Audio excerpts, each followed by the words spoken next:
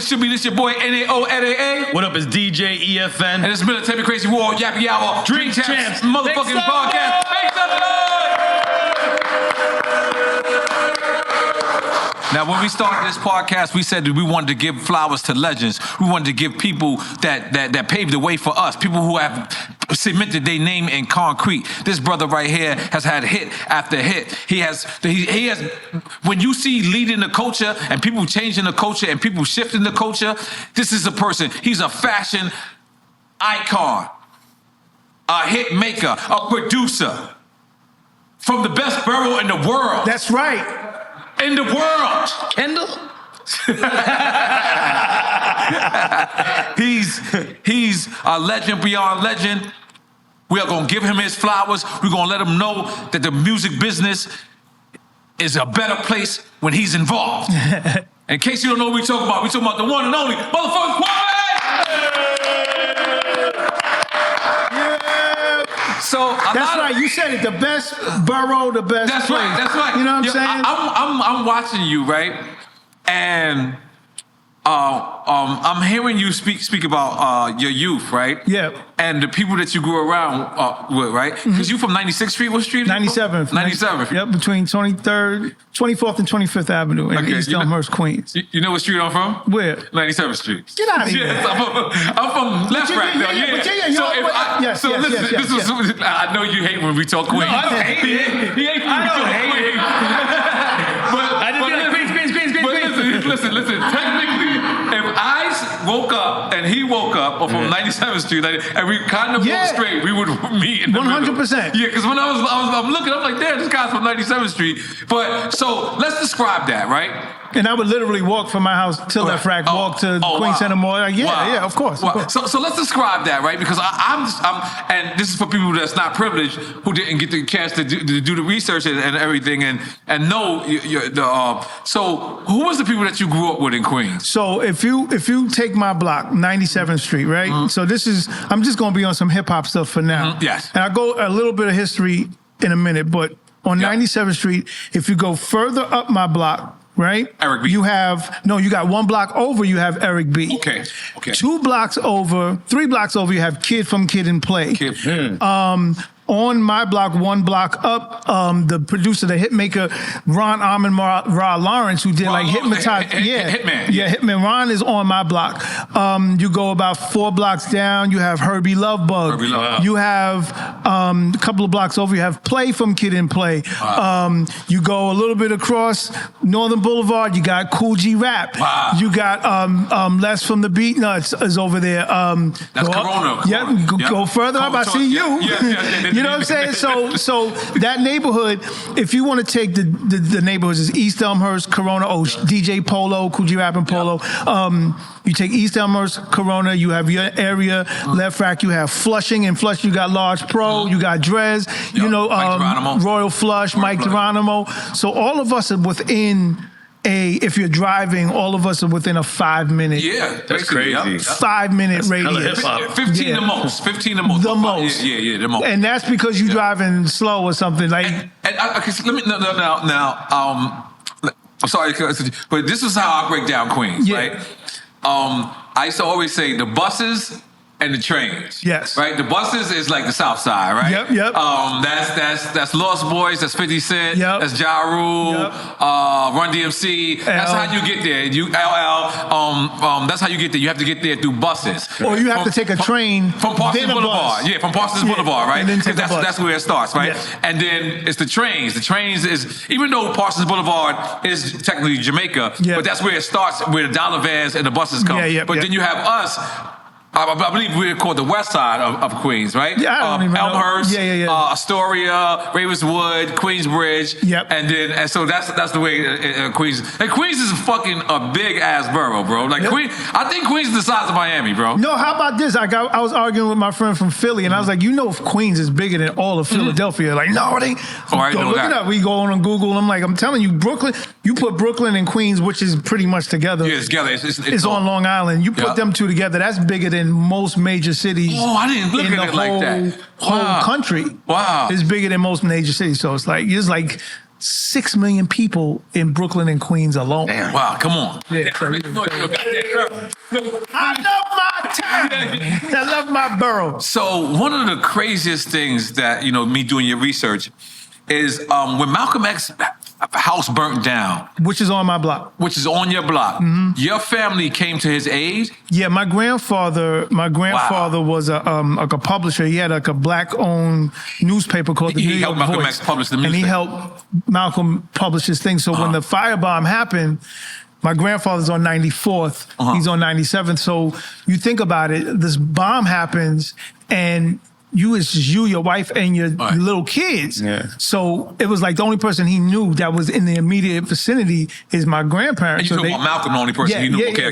So you just go around the corner and, just give the kids somewhere to sit until they figure it all out. Right. Yeah. And it's funny, is like, I didn't really know that story till my mom's told me, and then I said it recently, and I'm like, yo, I never even knew that. And that's the firebombing that's depicted in the movie? Yes. And in the book, too. Right. And in the book, because prior to the movie, I read the book. Yeah. And I believe in the book there was a picture, and it said East Elmhurst. Yep. And I knew this. I knew that story had something to do with me, but I didn't know it was coming. Yeah, no, it was on. His house is 97th between 23rd and 24th Avenue, and I'm in between 24th and 25th. So it's Right.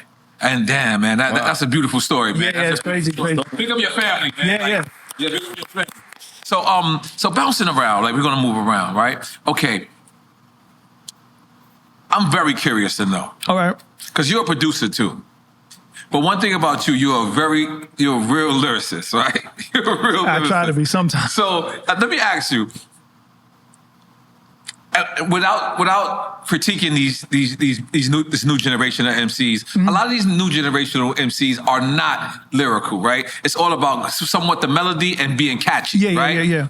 Has it ever been a time where you went in as a producer who these kids don't know? They're thinking KW1 millions, K Williams, like they're thinking that, and they're not knowing that you made hit records for yourself, and produce hit records. Have you ever been like with a new generation guy? Yeah, like say for example, it could have been like a new generation rapper, it could be a new generation singer, or even just like a generation, like say before this one. Like for example, I'm working on a Christina Aguilera record, and it's just like some pop, strings and all this other stuff. And she was like, I heard you rap. I was like, yeah, I did a little something. Did you ever make a song? And I was like, I did things, but like even with a younger generation, it'll be like the session will start out cool and we're working, and they'll come in like the next day. My mom said. I'm like, oh yeah. Or the mom will show up and the dad will show up, and the kid is looking like, yo, I don't know nothing about this. But so it's cool. That's what I love about producing, because it gives me. It takes away that age barrier between somebody new and somebody seasoned. And it's always been a respecting. Once they find out, it's like, what could you tell me that I don't know already? And it could be somebody, that's doing it. It doesn't matter. It's just like, what have you seen that I haven't seen yet? And then I'd be able to impart some knowledge on them. And it's cool. Or they'll be like, like you said, how people are more into the lyrics and more into the stuff from back in the days. And they, they'll have that thought of, well, we don't need to do all that no more. You know what I'm saying? This is about swag. It's about us just being swaggy and like about the beat. No, it's not about the beat. It's like, it was like more like, y'all had to work harder than we do. We don't have to work as hard as y'all did. It's fucked up and it's true. Yeah. It's true to a certain extent. It's like, you ever see like the old people that be like, I used to walk 10 miles to school. Yeah. And he's like, it's fucked up that you had to do that, but we don't got to do that anymore. Yeah. So it's just a give and take. You know what I'm saying? So let me ask you, right? My partner right here, he comes from the era of vinyl, right? And we come from the era of vinyl. I'm sorry. You're acting like you mad young. I was trying to make a point, like what I mean, like with you particular, like DJ. I'm sorry, as a DJ. So, and then obviously, going to a party to rock right now, vinyl is probably not the thing you're gonna unless bring. you go to the most sexy parties where 45s only and just be playing. Become a thing. Yeah, that's what I'm saying. So how have you been able to adjust from the equipment from back then and now, like this programs like Fruity Loops, where you don't even need equipment, you can just do it on your computer. Well, that's a two-part answer. Okay. So, like, for example, my DJ, big shouts to DJ Tap Money from Philly. He is strictly Technique 1200s vinyl only. Right. Oh. And what we've been finding as time has gone on and we've been doing shows and you rent these equipment, the promoters like, we not renting that old shit. We not, you know what I'm saying? They into like, if it ain't like the Rain, you know, or the Serato, you know, Like the anything kind of controller. Right. And my DJ just not with it. He's not, and he older than me. Not with it. Yeah, he's just not with it. And so sometimes it's a battle with that. Okay. And for me, I'm always forward thinking. I'm like, yo, dude, why you want to carry them big ass hard 10,000 pound turntables? Because he'll bring his own. If they don't have it, he's carrying the flight cases and he's going on his own. And I'm like, yo, you just keep the old but learn the new at least so you can be adaptable. I feel like every DJ should know how to adapt. Like if you in a situation and you got your shit, somebody put something in front of you, you either gonna sink or swim. What are you gonna do? You just gonna stand there, but I don't know how to control this. Or you gonna know how to adapt and work. So I think there's a thin line. You gotta stick, I think you should stick to the things that you know and you should always know. Like the equipment. I use a bunch of new stuff, but my drums always come from a Kai SP 2000 XL. MPC 2000 XL. I'm saying SP, I'm thinking of SP 12. But the MPC 2000, it's that smoke. You got that smoke on. That's right. I'm not even thinking about it. I can't even say the name of that shit that I... Make the noise.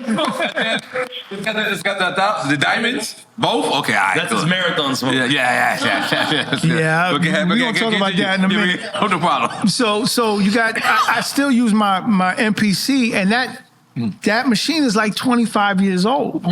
But I know, I'm a master at that. And I know how to make stuff that don't sound like 25 years ago. It can sound like now, it can sound like then, whatever. And I know how to use that equipment, but I also know how to incorporate all the other things. And you got to be open-minded to incorporate, because time is going to keep moving, man. Y'all can't, you can't just be stuck in when you was popping and you just keep it at that. You got to be able to at least adjust in some way, shape, or form. You know? Let me remind you though, unlike your DJ, when we did the tour in Canada and we did the show in Russia, I did have a controller. I didn't take turntables. I had a tractor controller. I don't know what that is. How do you feel about it? I didn't like it. What is that though? I like the convenience of taking it around. Yeah. But I wasn't really. I'm just too analog with it. Like, no, I understand. But what is that? It's just a controller. You don't need to take the two turntables, the mixer. Yeah, it's just that one deck. Vinyl. I'm not using the controlling vinyl, so it's just the one thing. But what do you normally use on your rider? What would you want? It'd be a mixer and two techniques. Okay. See, and there's another thing. I think, especially when you scratching, I wouldn't want to scratch on anything else but techniques. Of course. But for me, I think like I've seen so much in so long. Like I've went from when I first started doing shows, we would have instrumentals. We would have, our setup would be 2 techniques, a tape deck. You know what I'm saying? And if we didn't have the instrumental, I'd have it on tape. You wasn't able to get vinyl, so you pushing a tape deck, you doing an instrumental, and then that went to the DAT. Like anybody remember a DAT tape? Yeah, you were playing your DAT tapes, and then from the DAT tapes it went to and this is when your records was coming out. What's that control thing? Instant replay. Instant replay. Yes. You started using instant replay. I thought that was the best shit in the world. I did too. Yeah, I was like, yo, I think for shows it was. Yeah. But you still had your turntables. And now I've literally seen cats get on stage with an iPhone, put their thing and it just be pressing play. And DJ, they do it themselves. Press and play. I've seen major artists get on stage and have a stand with their computer right here. This is my next song. Boom. Yep. You're like, all right, like, this is what y'all doing? I hate it. So it's like, you gotta, I believe, especially whatever the kind of music that you're doing, whether it's hip hop or anything, the elements that you made the records in should be on stage with you. So if it's turntables, if it's a sample, or if it's whatever, I think you should have those elements on stage and just mix it up, past, present, future, keep it rocking. Right. Now you said that you believe that artists should never have a publishing deal. No. Can you explain that to people who... Explain that to a kid that was right now in Baisley Projects. Yeah. Shouts to Baisley. Yeah, he's on Section 8. He has the opportunity. He has let's just say for 7's my lucky number. So he has $700 grand. Looking at him in his face, this $700 grand could change his family, get him out the projects. But then he hears somebody like Kwame said, who's well experienced, and says, I don't believe, sir, you should take that deal. Let me ask you a question. How long has he been in the projects with his family? His whole life. His whole life, yeah. Right? So check this out. You get a publishing deal. They're going to give you $700,000. They're giving you $700,000 because they know you probably can make $1.4 million. So they give you $700,000. You hype for the $700,000. All right. You take it, but the records that they know you got coming is going to make that $1.4 million within 9 months. Yep. You've been in that situation for your whole life. You can't wait 9 months? Right. Now, can you wait 9 months? If you can, if you really think about it. Right, you're right. Unless somebody you on the 8th floor and somebody on the 7th floor sending missiles down to you and trying to... Right. But guess what? You can still move your people out temporarily. You could get an apartment. You could do whatever you want to do because you're getting your commission for being a producer, or you're getting your album advance, or you're getting whatever you're getting. So you still have some kind of bread. The problem is, an artist, sometimes new artists think that whatever bread that they're getting up front, they're going to always get. Whatever bread that they're being offered, they're always going to be offering. It's going to be more, and that's great thinking. That's very positive thinking, and you should think that way. But you should also feel and understand that there's a reality that there's a 1% of artists. We know who the 1% are. Those people continue to thrive. Right. The other 99% of all artists may be good for one album, maybe. Nowadays, it's a single. It ain't even an album. Yep. And I'm sorry to cut you off. Remember your thought. I heard Cameron say on his show, he's like, yo, at least we used to have 2 months. Yeah. He said, yo, you got a week and a half. Yeah. You have a hot album now. Yeah. And I was like, days sometimes. and Yeah, he was like maybe days. 2 weeks. He's like, maybe 2 weeks, but it's really a week. And I'm starting to look, and I'm like, I think he's bugging it. And I'm looking, and I'm like, he's actually telling the truth. It's actually real. Yeah. Like, So you take this 700 grand. Right. Now you can take the money and you can run. You can take the 700 grand. You can invest it. You we can still do talking whatever. about the kid from Baisley. He taking the 700 grand. You can take that 700. You can invest it. You should invest it. Do not buy the Benz. Don't get the chain. Don't get you invest it in something that will turn your 700 grand over. And it's very hard because you sitting up in Baisley. Nobody's there to teach you who to invest it. And that's the problem with this industry. No OG ever comes back and shows the young kid, yo, don't do that. No matter what, because money is real shiny, man. It's real shiny when it's up front. So my suggestion is if you get a publishing deal, get something called an admin deal, an administration deal. They give you like 10%, They take 10% of your money, they find it, they collect it. That 700 grand, you're going to make it anyway in 9 months, or 1.2 or 2.5 or 7.8, whatever it is, you're going to make it if you have that hit. Now, here goes the crazy gamble, and this is all a gamble. Okay. What if you didn't take the 700 grand and you flopped? You're going to stay in Baisley. You know, you're still in. Wow. You're still in Baisley. That's the gamble. That's the super gamble. But what is the loss again? Because I don't think we explained. What are they losing when they do? So when you take the 700 grand, the publishing company now owns whatever the percentage you agreed with. Let's say it's 50%. It don't go lower than 50. So now they own you 50%, almost for life. Yeah, because from there, from there, when the movie companies call for that record, then it's up to the publishing company, and they negotiate whatever they want. You're not involved. I give you a perfect example. Usually I get to negotiate my thing, but just this year alone, and I'm not, nothing against the artist, she probably don't even know, but Kalani sampled my record, Only You. I had no idea. Somebody called me, was like, yo, you heard that new Kalani album? I'm like, what do you mean? Track number 5. Like, what the hell? And I listened to it. I hear my voice. I hear my record. I'm like, and she's singing the record is dope. It's called 8. And I'm like, yo, all right. It's about eating ass or whatever, but it's still. Oh, yeah, because she on the other side, right? Yeah, I'm like, all right, this is what we doing. So I don't know if I would have approved a record like that on top of my beat, but hey, it is what it is. And hey, man, you got to live in a new generation. Yeah, man, it is what it is, man. Come on, guy. Yeah. and so the record is what it is. But I'm like, I didn't know about it. I didn't approve it, but not realizing that my publishing deal from 2003 or whatever they the ones who gave them the first rights and the refusal to approve. Okay. As opposed to another thing where there was a chance, I don't remember the name of the production, but there was a production where, because I score films, so I'm scoring this film. Fantastic Four too, right? Yeah. I worked on Fantastic. I didn't score the whole thing, but I worked on it. But just say, let's use Fantastic Four. That's a good check. Let's just make a noise for the check. Yeah. It was like a great check. I'm sorry, man. I'm bragging for you. Let's go. No, checks are great. Okay. So just say I wanted to use, for you. And this is the actual record. I wanted to use the record I did for Lloyd Banks, On Fire. On Fire. In the film, and it almost didn't happen because I was like, yeah, let's put this here. Human Torch, he gets on fire, boom, right, on fire up in here. So that's how it went in the movie.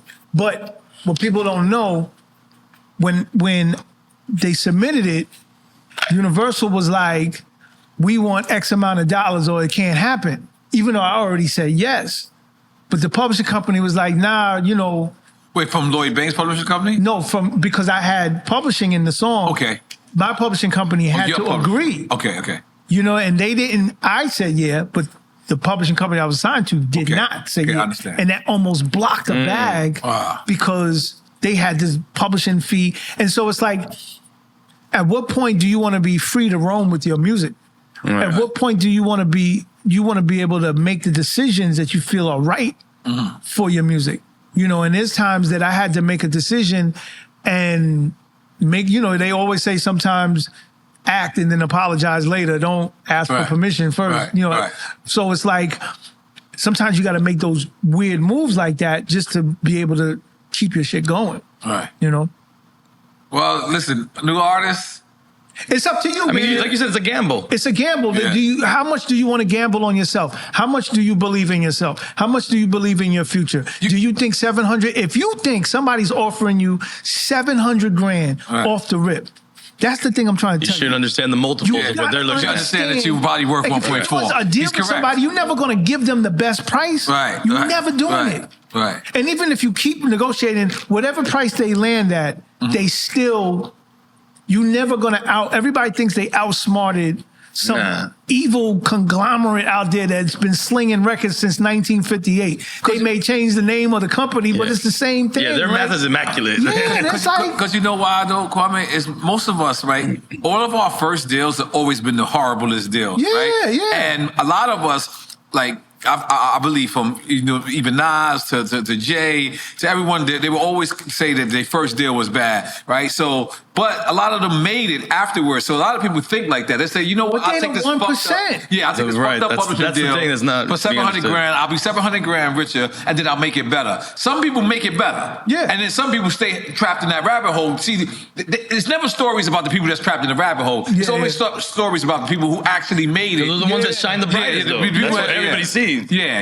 Like luckily for me, like I was saying, luckily for me, the money that I took was a good amount of money, right? And then I did a Will Smith record. Switch? Yeah, Switch. I did the record Switch. And at that time, Will was doing great in films. His films were rocking, but he had no records out at that point.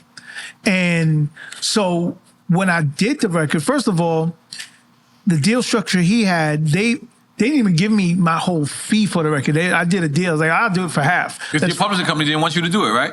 They were like, I just did my publishing deal. And they were like, yo, do you think you want to reconsider the Will Smith record? I'm like, why would I want to do that? Like, this is an international superstar. Why would I want to reconsider this record?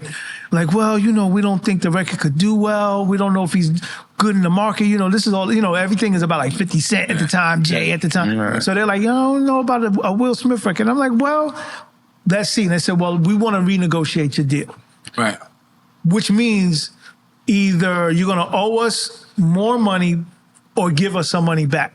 All right. I'm like, yo, I'm going to give y'all money back? Y'all already got me for money. Now I'm supposed to be giving y'all money back? I said, let's see what happens. So when the record came out, the record was #1 in like 20 countries. And you recouped like that? And I super recouped. Right. And then I'm like, yo, was that the real play? Was the real play to get me to not take it so that I didn't have to recoup?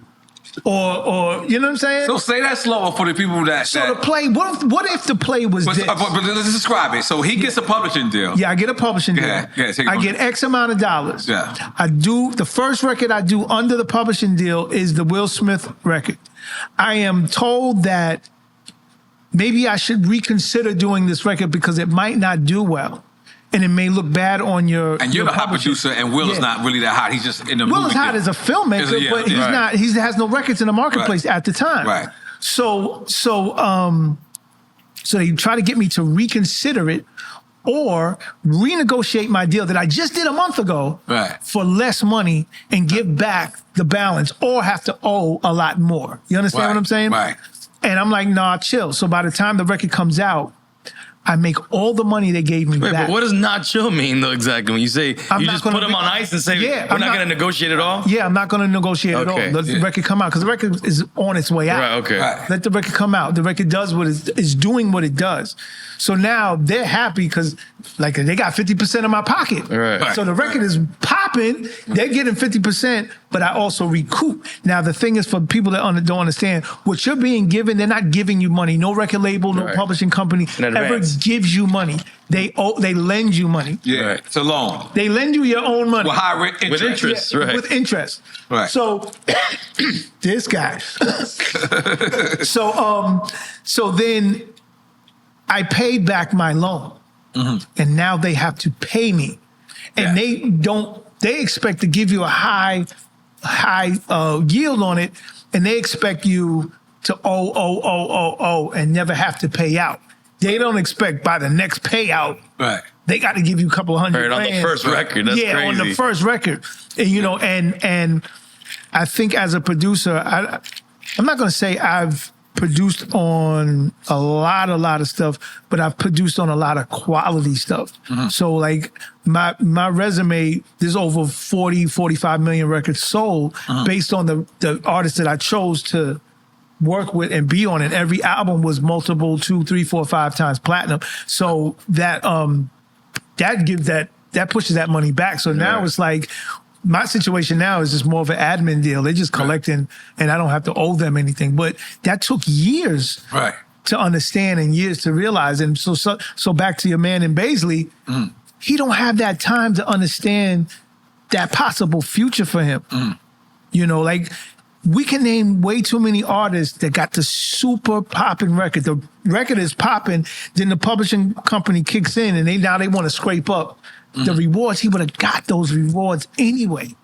You know, that's the point. He would have gotten those things anyway. So, like I said, it's crazy, man. Yeah, it's a crazy game. I know we spoke about Switch, but I want to know how the record came about. Like who was the people making the phone calls? I believe Eric Nix had something to do with that.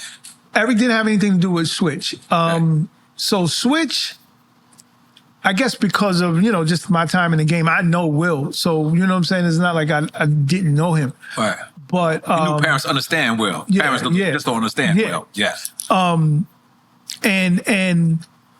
I want to give a shout to Will real quick, because throughout my career, it's weird because it's not by design, but Will has always done some sort of a lookout without me knowing that has helped me. That's so dope. For example, when I first came out, Will had he got his Grammy. It was in '89. He got his Grammy. He had this big old crib in this area called Gladwin, Pennsylvania. And I went, and it was a Grammy party. Everybody was there. And Will was like, yo, man, I'm just coming out. He was like, I really like what you're doing. I like your vibe, blah, blah, blah. Some dope stuff. He said, but you got to understand what's ahead of you. And nobody before me ever had this conversation. Any other artists I knew, we was out just getting girls. Like, that's what we were doing. He was like, you got to understand what was ahead of you. And he said, I'm not bragging, but I just need to show you. So we go out into the garage. He shows me all these cars. He was like, each one of these cars come with a car note. It ain't about just because I got money. You got to maintain that. And then you're looking at the crib, and it's like, yo, this crib comes with a mortgage. You got to figure out how are you going to maintain something like this, because you can get this too. Then he has his Grammys, like, yo, he's like, check it out. And so it's my first time. I'm holding a Grammy. I'm like, yo, this shit is heavy. And I'm like, he was like, things come with that. So just always be mindful about your business and about your spending, because you're able to achieve, by the records I see you making, I think you can achieve this, but just be smart. So that was jewel number one. Then flash forward, now I'm fucked up in the game. I'm like, I don't have my deal.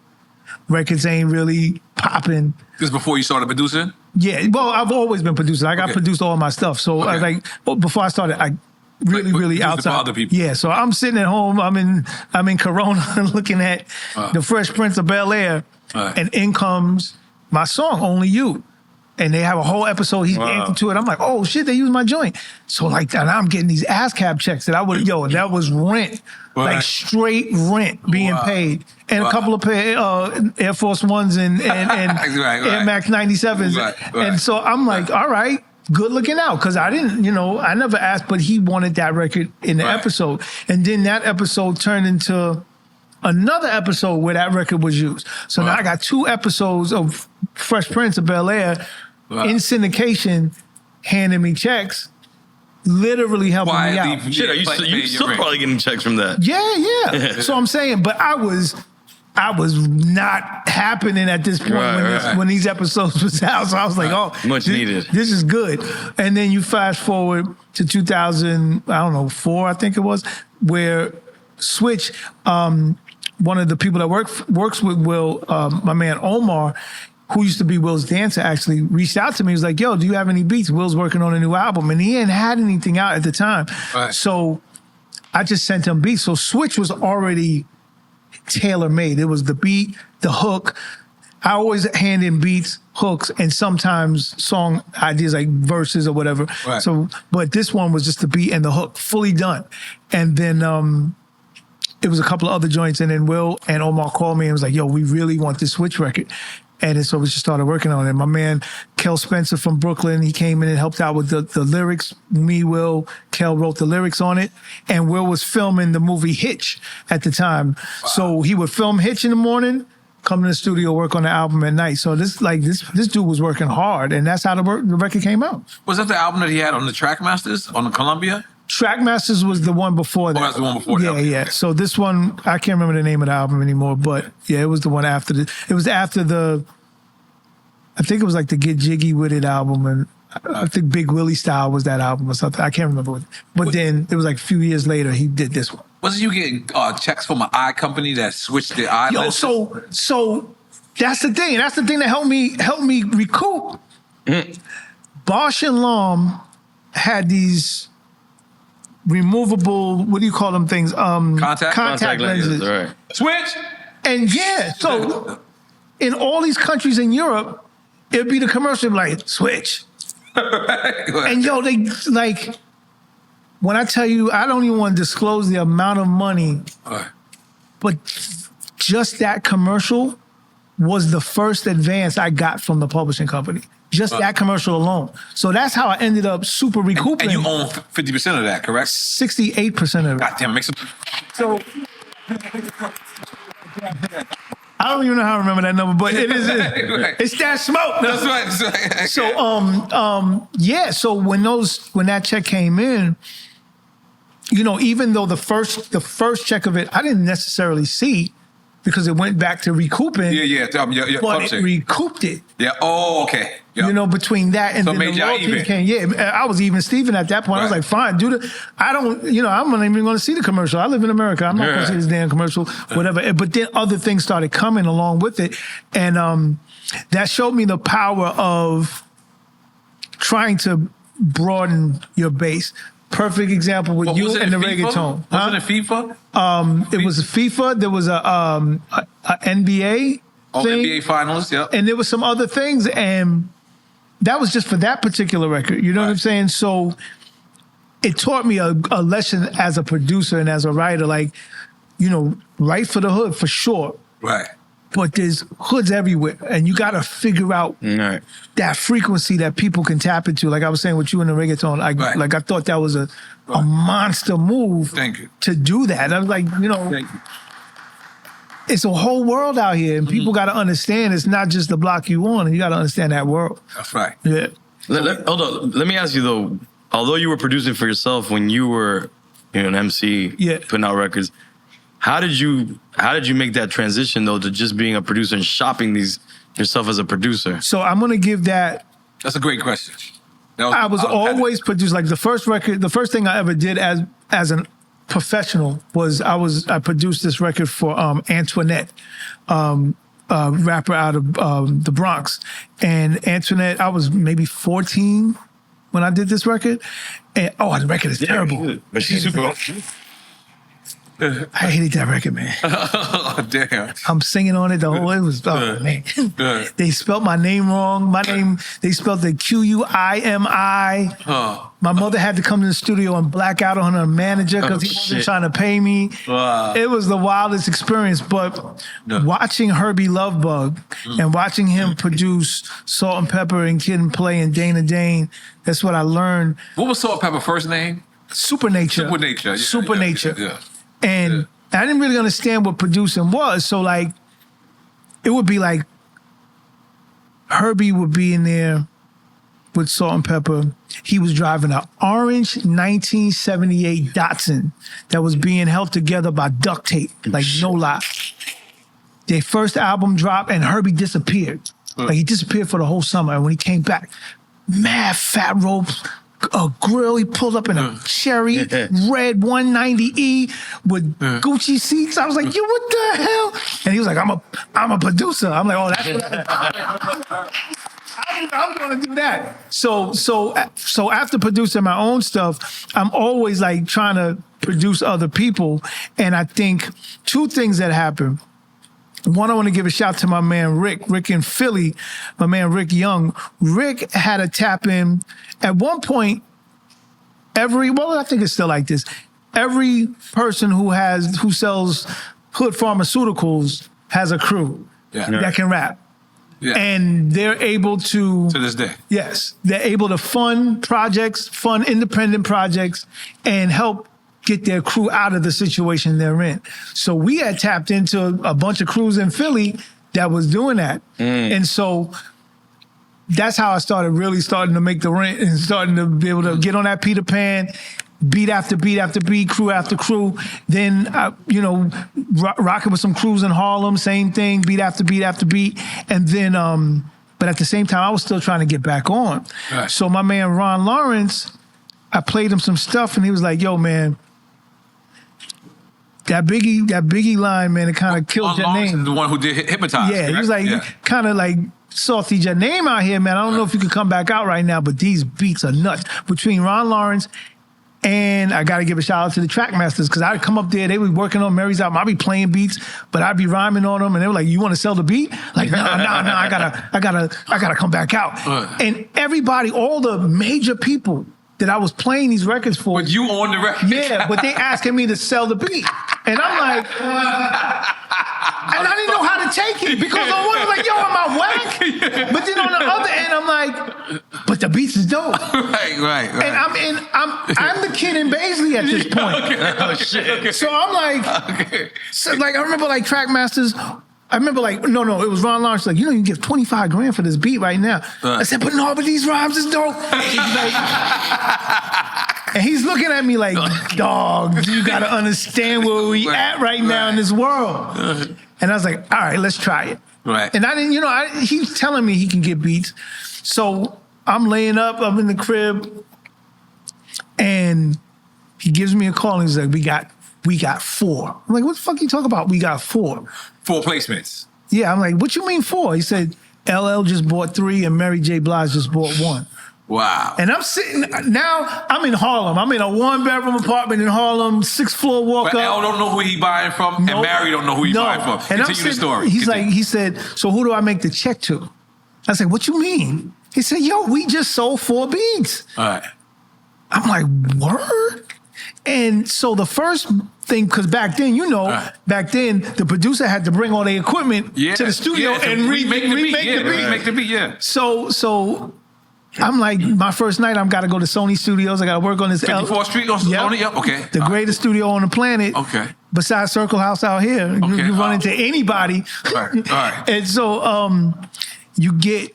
I get there, and I'm nervous as shit because it's like, yo, am I back? And I don't even know it. You know what I'm saying? So I'm like, this is your first placement as a producer. Yeah, period. And you're like, going, and you know you meet me and LL right now? Well, I'm not meeting him for the first time. Okay, but I'm saying, you're going to lay it down for the tracks down for L. Yeah, okay, and I'm like, so I'm starting to get straight nervous, like I ain't never did this before. And I'm like, yo, I had to snap out of it. I go, I'm on the train. I take the A train. I got my MPC in a bag. You know what I'm saying? They rented the rest of my stuff. And I walk into the studio and I walk in and, as you mentioned, Eric Nix, shout out to Eric. Nix, is L's N.O.R.E. at the time. And L's there, and I'm sitting and I'm setting my shit up, and L walks in the room. He's like, "Yo, Kwame, what you doing?" That's crazy. He said, "Are we in the wrong section?" I was like, "No, it's the right section." He's like, "What you doing?" And I was like, "I'm finishing your beat." Right. He was like, "Wait, what?" He said, "Ron didn't make that beat," and it was nothing against Ron. Ron never said he made the beat. Right. But he was like, "Ron didn't make the beat." I was like, "No, I made it." He was like, "Yo," he was like, "So you want to just get on the hook?" Oh, shit. I was like, sure. You know what I'm saying? So the first record we did was a record on his album called 10, called Throw Your L's Up. So it doesn't say featuring Kwame, but I'm like, yo, shit, I got a LL Cool J duet, right? So that's the first beat. And then, you know, we worked on another record called 10 Million Stars, which is probably one of my favorite records I ever produced. And then we did this children's record called And the Winner Is. And it's like he did like a scholastic children's book. And it was like a rap record to go with that. So we did those 3 records in the first week. And then there was the other surreal moment where I was doing a show as Kwame the Rapper on one side of the city. And I had to finish the show early because I had to be in the studio with Mary to do her record. And the whole time I'm on stage, you know, doing 1989 records, I'm just like, can this shit get over with so I can get into the studio and be the new me? You know what I'm saying? Right. So it's like, I throw off the damn polka dots and shit. And I go into the studio looking fresh, and I'm like, yo, I'm in the new lane now. And I never look back from that point. Goddamn. Yeah.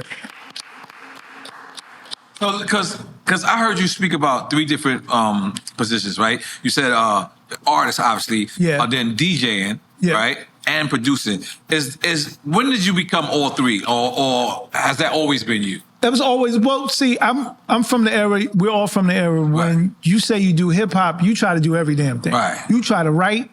Right. You try to rap. You try to beatbox. You try to DJ. You try to break dance. You do whatever you got. So I still believe that. I cannot say that I'm hip hop without entering one of those chambers at any given time. Right. So if I got a DJ, I'm a DJ. If I got to write something on the wall, I'm going to write something on the wall. If I got to do a beat on a beatbox or whatever, or rhyme or whatever, it's whatever. I don't know if I'm a head spin now, but you know what I'm saying? It's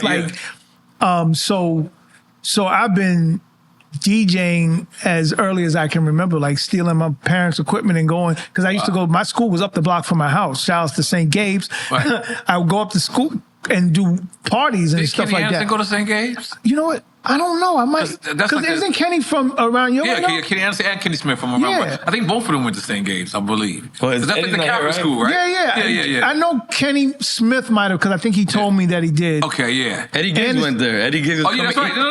I wanted to say for Eddie. You're telling the truth. I wanted to say for Eddie to come, but he's not here yet. But our boy Eddie, he went to school with you. And your brother, he said your brother. Yeah. My brother was 5 years behind me. So yeah. DJing has always been, the first music money I ever made was my $15 for DJing Marianne Shillingford's 12th birthday party. You know, I don't know what the hell I'm doing. I'm just putting records on. But for me, I think you should try to embody all things if you can. You know what I'm saying? Right. So I don't get mad at, and I know, let me say this to DJ, now that, even though I have a DJ right in front of me, I think each thing that you claim to be, if you're a DJ, I think that's a sacred thing. I don't think, I will never call myself DJ Kwame. I'll do a party, but I'm not going to call myself DJ Kwame because that's not what I am. You know what I'm saying? I'll call myself an artist and a producer way before I'll select records, but I'm not going to call myself a DJ because I think... got DJ Snoop. That's on him. Superdelic is it? Superdelic is up. Yeah. That's on him. You know what I'm saying? Like, I see it both sides. I knew for me, it's a sacred title. That's for me. That's how I look at it. Right. When I see DJs and I see real DJs, not Serato selectors. I'm talking about real DJs with Serato selectors. With That was a good one. crates at home. Like I was talking to Red Alert the other day. Wow. And I was like, I asked him because I thought it was a rumor. I said, is it a rumor that you have an apartment in Harlem with so many records that the floors are buckling? He said, that shit is true. Wow. He said, it's 100% true. It needs to become a museum. Yeah, he said the floors are caving in. So he had to like strategically put the records around the floors because it's too much weight. That's a DJ. That's fine. You know what I'm saying? Where I know DJs that the records, I'm pretty sure you've been in a DJ's crib where the records is the whole crib. It's just crates everywhere. Oh, my records are all over my crib. I got a separate office. I got my records at the crib. Yeah, and it's like he told me when I got it, he's like, I wanted to bring one of your old rock records. I couldn't find it. Yeah. That's some DJ shit. And I can't be mad at that because I know what that is. Right. Where it's like, I got everything on my hard drive. All right, cool, that's fine. Right. You know, but do you have this vinyl at home? Right. You know, I'm a Serato selector. I select well, but I'm a Serato selector. And I don't even choose a lot of times to DJ. I'd rather produce and perform than. Now there was a rumor that at your hottest, I'm talking about hottest, that you were still riding the train. Is that true? I ride a train all the time. All the time. Come on, man. You from New York, man. I'm asking. Like, because, like, you know, that was the thing. Like, you know. Yo, I will take the train. Well, at my hottest. Yeah. Because at my hottest, I'm in high school. So I had to get on the train at times. Because you started at 16. I heard you say 14 earlier. Well, 14, but by the time that record came out, I'm 16, That's going crazy. on 17. Yeah. Mad young. And at some point, let's be clear, at some point, at my hottest, I did have to have like security, which was whack to me. I thought it was like super whack because I went to this high school. The main high school I went to was in Manhattan called High School Art and Design. Art and Design. I wanted to be Havoc and Prodigy went there. Sticky Fingers went there. Pharoah Monch went there. Who else? When I heard y'all all went to school together, I didn't think it was Art and Design. Yeah, it was Art and Design. Wow. So Prince Poetry from their group, Organized Confusion. All right. So we all went to school. Cool Kim from UMC's. We were all at one point in time in the same school, but my parents were getting divorced. My pops moved to New Jersey. I had to move. Those are all predominantly Queens artists, though, right? Yeah. So how did all Queens artists end up in Manhattan? I don't know. We all knew how to draw, and then we ended up. Okay. But long story short, I ended up in the high school, Forest Hills High School in Queens. Wow. For my 11th grade, and that's when the album kicked in. So the album kicks in. No, my Advance kicks in. The album don't come out yet. Advance kicks in. Advance clear. Here comes Stupid Kwame. Stupid Kwame pulls up.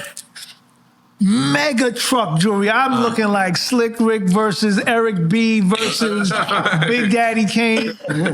Then I borrowed from Herbie Lovebug. He had this bracelet, but the bracelet came from here to here. Like the Ghostface. He was the first Ghostface. So I'm coming to school with this monster bracelet. Right. Cuban links, I had Gucci. I'm looking like a madman. Right. All leather trench coat. Right. You were wilding out. Wilding out. I didn't know nobody. The schemes were happening. Trust me, the schemes were. I'm sitting in the lunchroom. I'm like, schemes. Oh, shit. So I'm walking through, and I got cool with the security guard. He was like, yo, man, I just need to tell you, they watching you. I'm like, well, I know the kids in the school is watching me. He said, no, they watching you. There's a detective undercover in the school watching you. He thinks you're moving weight in the school. I was like, no, I'm a rapper. He said, yeah, nobody gonna believe that shit. Wow. And I'm like, for real?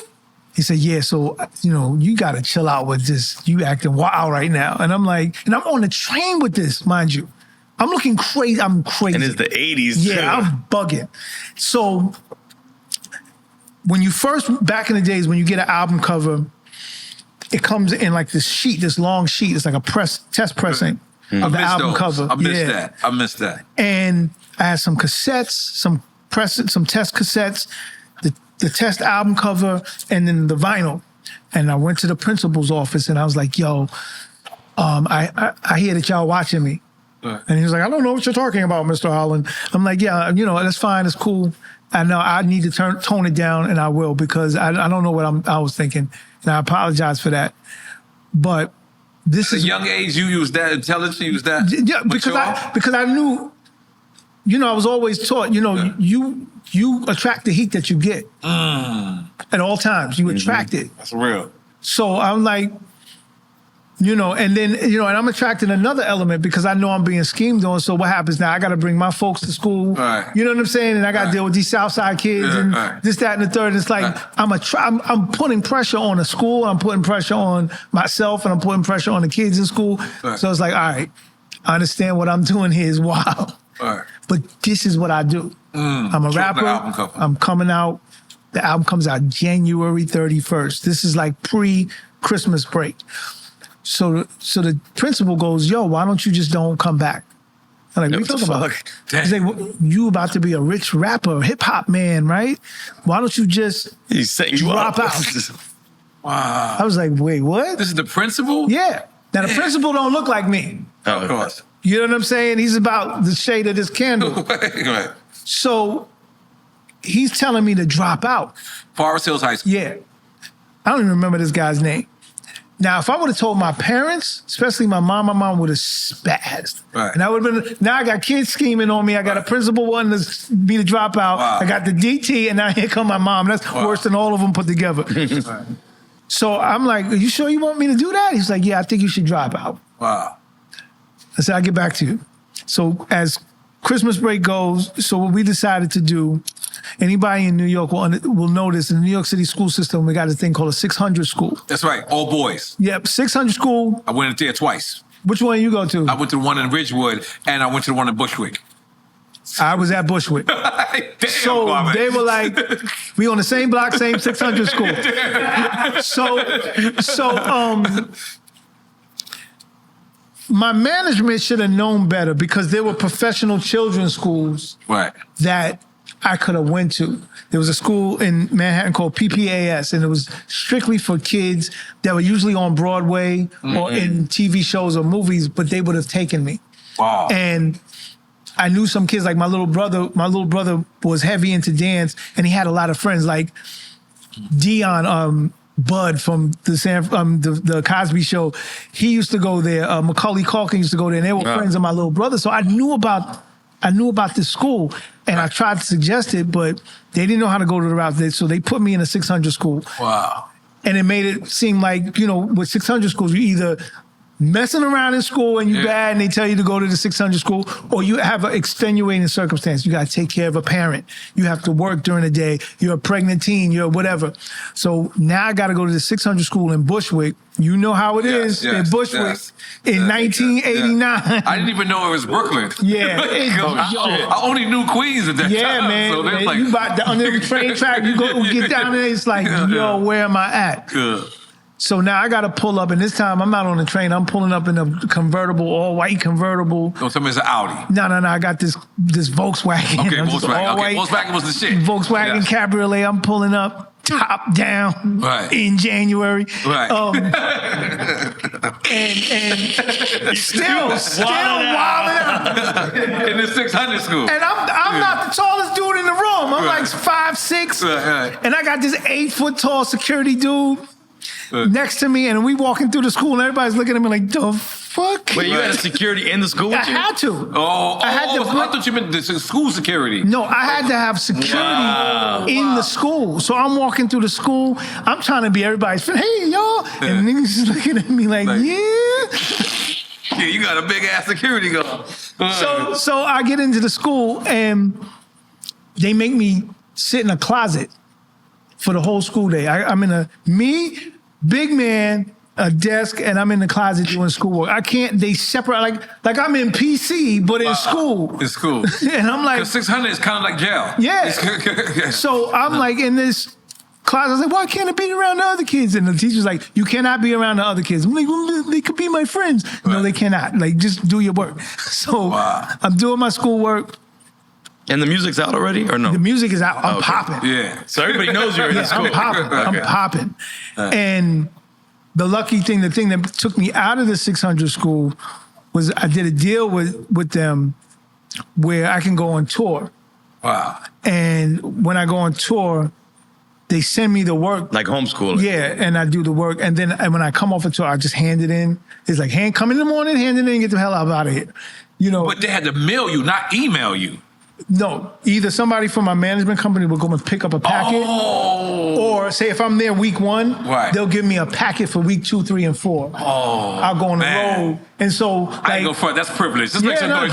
You call it privilege? Everybody getting chicks at the end of the show, and I'm sitting there doing math. I'm like, yo, this is whack. Like, I ain't looking at it. You know what I'm saying? I'm like, you was disciplined though. Yeah, but like my godfather was one of my road managers. Like, I was family there watching over. My mom's and pops wasn't playing it. And the first tour that I was on, I'm actually getting a contact high. Yeah, that's pretty cool. Yeah, I'm like floating, and I never experienced that before. Right? But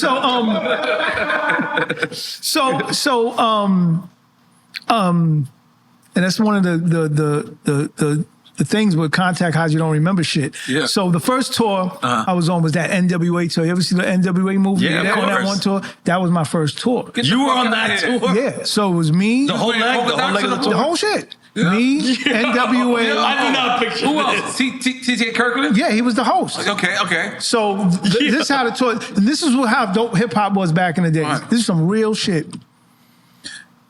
So T.K. Kirkland was the opening host of he would host throughout the whole thing. Okay. Then the opening act was the DOC. The Diggy Doc, yo. Then after the DOC was JJ Fad. You know, Dre had to put his acts on. Of course. Then we had just like random acts. There was a group, 783 was one of the groups. From down here, Poison Clan, I think was Poison on Clan. one. Poison Clan was on that? I didn't know they were on that tour. Maybe this leg when we came here. Okay. I'm almost certain Poison Clan because we used to clown the fuck out, and I'm pretty sure it was on that tour. But then it was Kid and Play. On the NWA? Yo, this is an ill. No. It gets iller than this. Right. It's Too Short. Yeah. It's myself. It's Easy, and then NWA. Right. So they have Fuck the Police out. All right. So every city, mind you, this is arenas. We're not doing clubs. We're doing 30,000 arenas in every 1989. night. Every night. And you're what, 18, 19?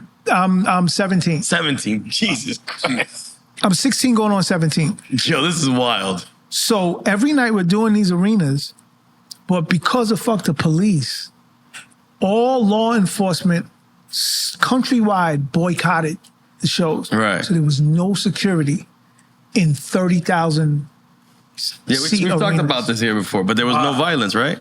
We had to talk to the people like, yo, y'all want this show to go on? Y'all got to chill. Whatever happens after the show, y'all take that shit outside. It's the only way this show is going to happen. And then the police chief will show up and they'll come in and they'll have a list. Now, if you say fuck, shit, damn it, if you do any kind of gyrating with your penis or anything like that, immediately arrested. So they would tell us this right before we get on stage. So the mandate was we would all have a meeting. Everybody sit there and Easy would be like, yo, it ain't about who goes on last or first. This was going to happen. And this meeting was with all the rappers, you said? Yeah. Okay, so he was like, yo, Kwame, you get on, you do your thing. As soon as you get on, get off, because you the clean guy. All right. You get off. I'm running on. I'm going to do my thing. Right? Easy saying. Yeah. Okay, go ahead. I'm going to run on, and then I'm going to bring NWA out, and we're going to spaz the fuck out. Wow. At the last song is Fuck the Police. As Fuck the Police is going on, we're going to jump in the crowd, run out the front. Kid and Play, you get right on stage. So Fuck the Police gets on, they all boom. Jet down the middle. And Everyone's following up. Then it's, come on, baby. Then Kid and Play cleans it up. Comes on. Clean it up. Clean it up. Right. Or we would switch out. Kwame, you going last. You got to do it tonight. Right. Or, it would be that switch up. And That's some hip hop shit. It wasn't. It was dope, pre. man. It wasn't had nothing to do with East Coast, West Coast, anything. That was just Y'all were just hip hop, y'all. And everybody, because hip hop wasn't mainstream, and because hip hop wasn't, I feel like it's almost like I wanna liken it to like Latin concerts. You know how Latin concerts can do whole stadiums and arenas and like, but some of those artists aren't on mainstream radio. At least not on mainstream like American radio. Yeah, but 100,000 people will be up in those arenas because they know it, and it's a part of the culture. And that's how hip hop was. It was a part of our culture, and everybody wanted to see it. So how you going to not pack 30,000 kids? All colors, all races. It had nothing to do with nothing. It was just people who love hip hop. And then, that tour morphed into then it was like a Public Enemy, NWA, Eazy-E tour. And because that NWA tour, that was the only tour. It was a rap after that. Right. So then, I would be on tours. I would be on tours with people from Public Enemy to Teddy Riley and Guy. It doesn't matter. If it was of the time, you on that kind of tour. And that was, luckily for me and the type of records I made, I was able to get on all those different types of tours. Damn it. That must have been amazing, man. No, so I read somewhere that you say that your mom's watches everything you do. So you're going to tell moms to tune out for this part. Tune out. Put on headphones or something. Let me tell you, y'all don't understand, man. Shout out to your moms. My mom's is that lady. Moms, let's not watch this part because I got to ask you, you've been on all of these tours. You had and this is the definition of groupies. How many groupies you think you smashed in your lives? Oh man! He said he had to do homework. Yeah. You got Wilt Chamberlain. Homework got finished. I'm not Wilt Chamberlain. Because my you can see some rappers, they got 8, 9, 10, 12 kids. That's from groupie loving. Now I ain't got that. But I'm telling you, it'd be like the wildest, we would have the wildest situations. We'd pull up it'd be stuff like the tour bus will pull up and there'll be a girl outside, I want Carmel. I'm like, what's Carmel? Carmel, I want Carmel. You know the dude with the dots in the street? Carmel. And I'd be like, all right, let's get Is she calling you Caramel? She couldn't say Kwame. She was just calling me Carmen. So groupie love would happen sometimes before we even check in the hotel. It's like the bus pull up and they got on, and there'll be these girls, and you gotta watch it because you don't know what it really is. Right. So for example, one time I don't remember what state I was in. These girls came in and they had on this short. They all wore polka dot. That's when I know which ones was mine. Okay. They have on. They have on. They got a polka dot. That's yours. Yeah, that's Kwame. If they got a ski mask, that's NWA. Okay. Raiders. Yeah, they had on Raiders. That's just the truth, though. They would have the NWA girls. The NWA girls would always have a Raiders hat on. They would have bodysuits with holes in it, so you see like half their ass, everything. Okay. We know that's Eazy-E's girls, man. You don't mess with them. But then the Kwame girls, they look like, they were the high school chicks with the short pleated skirts, the polka dot biker shorts. Oh, that's what I'm talking about. Like the 5411. You know what I'm saying? That was like, some teenage stuff. So we pull up into one city, and these girls are like polka dotted down in these little tight skirts. The limousine pulls up. She takes off her shirt, puts them on a glass. I'm like, I'm 17. I'm like, and they writing their name and number and lipstick on the thing. And our term, I'm not gonna give you the term because we still use the term. Okay. So just say, for lack of a better term, it's like, we smashing. So the show comes, and then always the after party, and you always announce. People would announce what hotels we were at. Yeah, back then it was safe. On stage. Yeah. Holiday Inn on Whiskey. After party. So the girls would know where to go. So now, mind you, these girls, I got to rewind that because one of the girls looked like she was all of 12 years old. Ooh, no, it's not. She was wilding.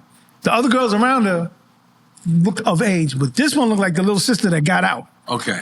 And she was wilding. So we get to the hotel, And there's a knock on my door. And I'm like, who knows my room? And I open the door, and this girl's decked out. She had the doobie, weave, bob, or whatever you call it, all made up, super tight skirt on. And she came in, she's like, I'm ready for you. I'm like, you ready for me?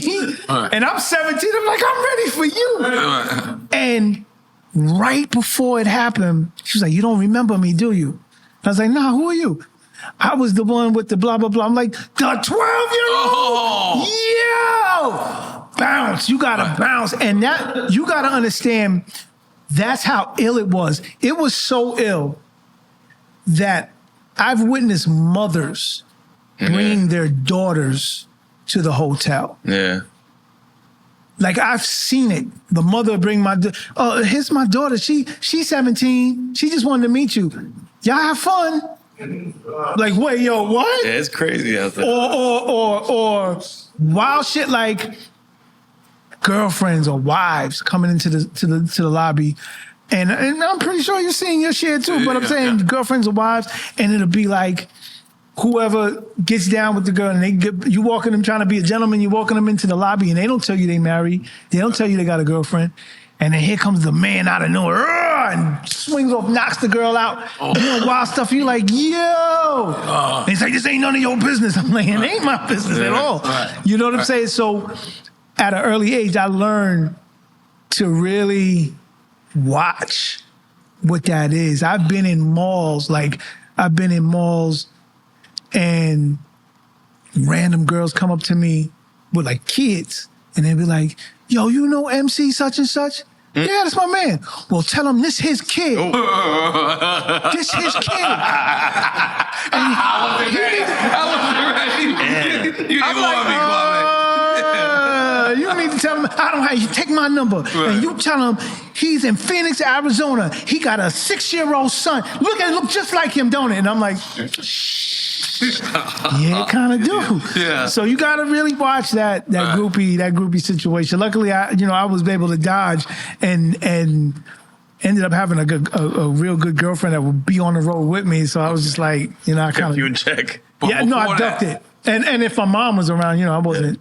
But before that, you was knocking a lot of things down. Shinobi, man. Like, Shinobi. I'm doing what I got to do, No, because I always wondered. I was always like, do you think Kwame might have fucked one of Biggie's bitches? That's the reason why Biggie said that? Do you think? I think so. You think so? I will take the swing. You think so? I don't know, man. I think... I'm just playing. It's all jokes. But something like that has happened. Oh, really? Come on, tell us. All right. So I'm working on these J records. When you say Jay, we talking about Jay-Z? Yeah, okay, I'm working on these records. And I'm in the elevator. It's just me and Dame. Dame looks at me. He's like, you a cool dude, man. I fuck with you and everything. But at one point in time, I just wanted to fuck you up. I was like, oh, for what? He said, man, this girl named Keisha, man, I used to love her, man. He was fucking him, man. He was messing with my girl, and he kept coming around the block, knocking us down. I wanted her so bad. I was like, well, that ain't my fault. Like, don't be mad at me. You know what I'm saying? Charge it to the game. But I'm saying, that was like a light-hearted thing that was cool. But I don't know. I think with the big situation, I don't think it was personal at all. Right. I don't think it was personal. I never looked at it as personal. Matter of fact, we knew way too many of the same people. So I knew if there was a personal thing, I would have known about it. Right. From Puff on down. Like, we knew too many same people. I think it was a line. If you listen to that first album, he got lines on damn near everybody, from Willis to Escape to, to whatever. Yeah, the song Dreams, where he's talking about all the R&B. Like, and I know some R&B artists at that point took offense to that. They was like, hot. So I don't think it was personal. But as I look, during the time, it wasn't funny to me, but now I look back, it's the funniest thing in the world because other people outside of me took it personal. And I didn't have a record out. And I'm a slick talker, man. Like, you're going to get at me. I'm going to find every way, shape, or form to get back. So if I do an interview and they be like, let's kick around, and I would say something and get on like. So you was going at Biggie? Oh, I was going. I was saying malicious stuff. Oh shit. So. Oh wow, I didn't catch that. It was just like random things, like do an interview here because I didn't have a thing to come back. So you know why you always come across to me as a person that's not bothered. No, I'm not petty. That what you just said comes shocking to me. Yeah. And what I was saying was not in petty things. I'm always like tongue in cheek. I'm always going to crack a joke about it. I'm never going to come at you from a point of anger at all. But at the same time, it's hip hop. So you gotta still stand up for yourself in some way, shape, or form if somebody's asking. But like I said, I never took it personal. It was always like, I'll give you a perfect example. There was a club in New York called Bentley's. Bentley's, I remember. Now it turned into Club Shadow because it turned into the old school. Yeah. So we would go to Bentley's every Thursday night. We'd be pulling up in Bentley's. So Biggie album comes out, and I'm sitting and I'm talking to this girl. This is after Biggie said the line? Yeah. Okay. Or this is like right at the time, and I'm talking to this girl. This girl is bad. I'm trying to bag her. And then they throw on Unbelievable. Bum, bum, bum. Bum, bum, bum. And everybody's like, yo.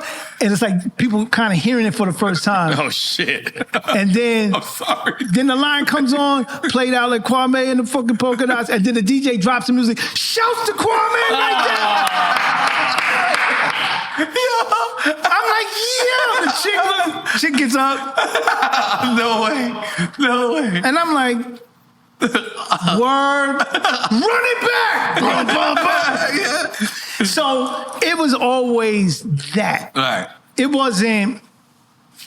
And then there was a point where, like, I never ran into Big until this one night we did Mad Wednesdays. Okay. Maria Davis. Yes. What was that in Manhattan? SOBs? Yes. SOBs? No, it was on 72nd Street in Amsterdam. The whole building ain't even there no more. Okay. So we do Mad Wednesdays, and I have a record out at the time. I had an album that came out maybe a few months after Ready to Die. It's called Incognito. And that album, by the way, the album went triple styrofoam, right. So I got the plaque up on the wall. Right. So I was doing like a performance at Mad Wednesday. So when we walk in, the first person I see at the bar was Big. I was like, oh, here we go with this shit. So I don't say nothing, he don't say nothing. We go into the thing, and I do my performance. We rock. We did well. And so Maria's like, well, we got a little controversy in the building. That Biggie Smalls said something about you on the record. He's here, you here. Y'all need to settle this beef or what y'all want to do. So I had dudes with me. This is the funniest shit ever. So but she means rhyming, obviously. I don't know what she meant. Okay, she was setting it up for whatever. Yeah, it was a whatever situation. Right. So Big had his guys with him. I had like four guys with me. Now, y'all know my style. I'm not going to be in the Timbs and whatever. I'm in a hard bottoms and a damn suit and a tie looking like the insurance man. Like a zoot suit? Yeah, no, I was just on my Gapper shit. Looking like, I don't know, Eddie Murphy and Boomerang or something. So I get off stage and, like I said, I'm 5'6" and a half at most. And I just remember Big walking up and him looking like he was 900 feet tall. And he was rolling a blunt like this thick. That's all I remember is the blunt and this mass coming at me. And he was like, yo, what the fuck you want to do? And I'm like, what the fuck you want to do?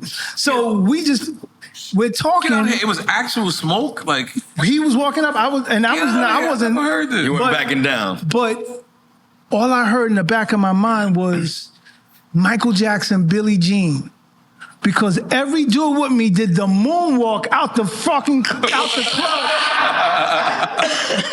I turn around, these dudes just. I'm like, yo.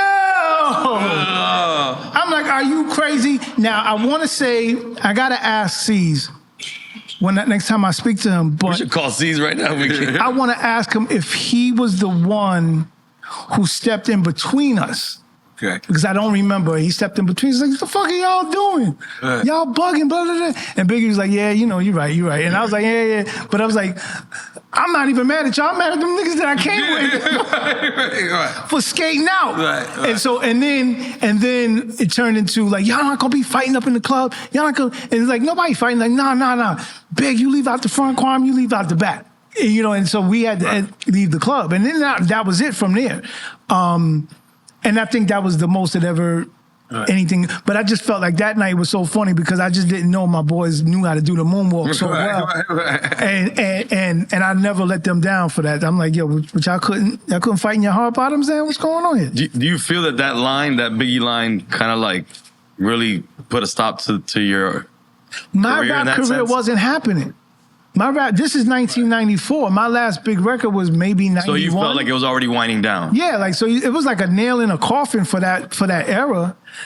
And that's I was actually telling that to people. I was like, I feel like that line was a nail in the coffin to the whole era. Yeah, before, it was like the silky suit. That whole era was now something new. I call it the grimy 90s. Grimy 90s already we're in here now, and that smooth early 90s, late 80s stuff. It's a different time. So that's why I said I don't take it personal. I never took it personal. Like. Unbelievable is one of my favorite records, to be honest with you. Shout out Premier. Right. You know what I'm saying? And I've told Premier many times. You say Unbelievable? I love that record. Except that line? Or with that line? I hate that line. You should have your own version with it muted. But also what shows the respect that a lot of DJs had for me, because everywhere I went in the country, if that record would play, a lot of DJs would mute it if I was there. They would at least be that respectful to do that. Or say a different MC when it comes up. They would just spin it back or just mute it or just whatever they would do. And I respected that. And after a while, I'd be like, look, y'all not bothering me. You play the damn record. It's not like you putting like you going at me.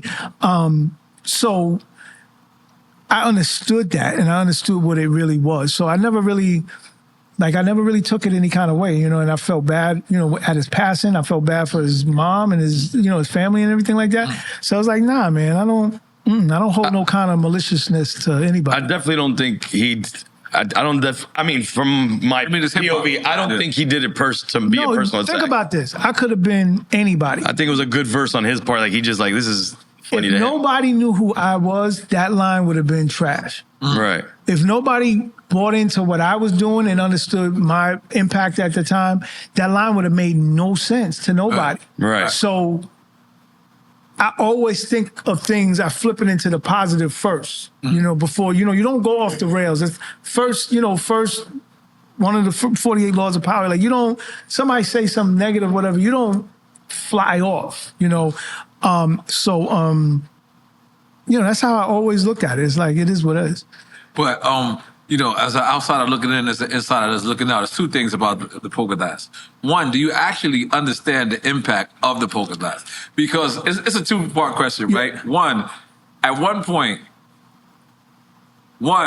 everyone wore polka dots, right? Yeah. Polka dots is for everybody, but everybody's not for polka dots. Yeah, exactly. Right? Because everybody did not know how to pull off the polka dot, right? So, but the thing was, it was a fad like no other. Like I'm telling my son today, like we're watching your interviews, and I'm like, yo, you have no idea, like, and then I can't even use the example. I'm like, yo, I'm trying to say to him the throwbacks with Jay-Z, and then I'm looking at my son, and I'm like, that's not even a good example for him. Yeah. So I'm like, I'm just so confused. But should give him like the Pooh Shiesty man. As a person who lived in that era, did you understand how influential you was with your attire? Because that's the first time for me. For me, that's the first time I seen people wanting to dress like a rapper. Yeah. You know what I'm saying? So, yeah. So, for me, everything was by circumstance. Mm-hmm. So, for example, with the polka dots, you take my first album cover, you flip the album cover over. What is it? Boy Genius. Boy Genius. Yep. You flip the album cover over. I have on this white shirt with black dots, a black tie with white dots, and if you can see my feet, I had on black socks with white dots. Right. Same outfit. My first single was a record called "The Man We All Know and Love." Right. That same outfit is on the single cover because I shot it at the same time. All right. My first video. That same outfit I used to look like I had on some pajamas in a scene. So you take those, and that's because that was my favorite outfit. I ain't really had no money. Like my advance was small. Like I spent money on them stupid chains, so that I never ended up wearing as an artist. And so people thought that's his thing. But it wasn't, I like to dress up. I used to like the shirt and ties and, that GQ look. But it wasn't a polka dot thing. The streak in the hair, I just had a regular flat top. And 6 hours before my first video, I was like, look, what if my record flops? What if my record don't play? What if nobody knows who I am? I want people to recognize me. Yo, let's throw a streak in the middle of my head. So, and cats, I knew cats that had blonde streaks and all this, like Village Cats and all that kind of stuff. They was doing that stuff. So I was like, yo, let me throw a streak up in my hair because at least they'll recognize me, if anything. I don't know if I got no say in if the record's a hit. Right. So I show up to the video with that on, with the polka dot thing on. And then when it was time to start doing shows, every city we would hit, it'd be a pocket of kids or the whole audience looking just like that. So the first show I did, I was like, okay, somebody's fucking with me. Somebody played a big prank because all these kids got on dots. These dudes got streaks up in their hairs looking crazy. I'm like, there's no way. But then as we started hitting, and it wasn't just a New York thing. It was a Pennsylvania thing. It was a Virginia thing. It was a Maryland thing. Yeah, man. Then I was getting pictures and letters from Africa and dudes in like polka dot shirts and France and dudes. That's the first version of Instagram. Yeah, exactly. I'm like, what? Japanese kids like doing b-boy poses with the polka dots and sending me letters in Japanese. I can't even read it. And I'm like, word? And then another Will Smith moment. Shout out to Charlie Mack, who's Charlie Mack. Yeah. The homie. Charlie called me from Morocco, Africa. He was like, yo, man, we up in this party, they banging your records, and all the kids got on polka dots. Oh, shit. I was like, and I'm sitting here in Queens, like, you calling me from Africa telling me this? I was like, how much is this call going to cost? This is 1989. Like, yo, this is not a cheap, not an expensive, this is an expensive call. So that's when I started to understand that impact. So I think by the time I put out my second album, A Day in the Life, we incorporated a lot of polka dot stuff. And then it was so funny because there was a record on A Day in the Life called It's Okay. And on It's Okay, I literally say, that's it. I'm not doing this no more. No more polka dot stuff.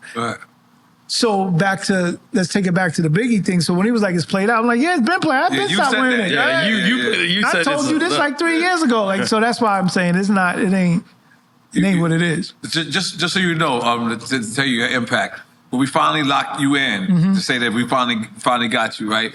And I appreciate y'all for letting me come up here. Absolutely. Thank you for coming, man. I set up in the group chat, and we all have a group chat, and I said, yo, listen, everybody go try to get polka dots, right? So this is how ill your impact is, and I didn't realize that. Yeah. Everywhere we went, it was sold out. Wow. We couldn't buy it. It had to take 2 days. Wow. So I just thought about that. It was a message from God, because it's like almost.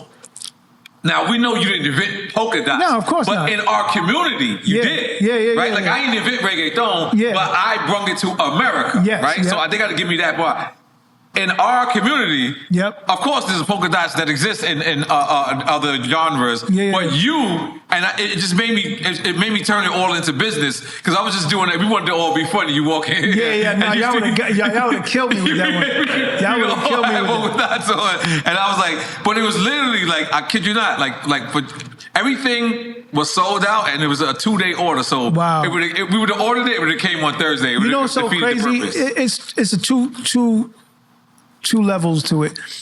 I wish that I had somebody in my corner when I was 16, 17 that told me, like, take your money. The one good thing I did with my money was buy equipment.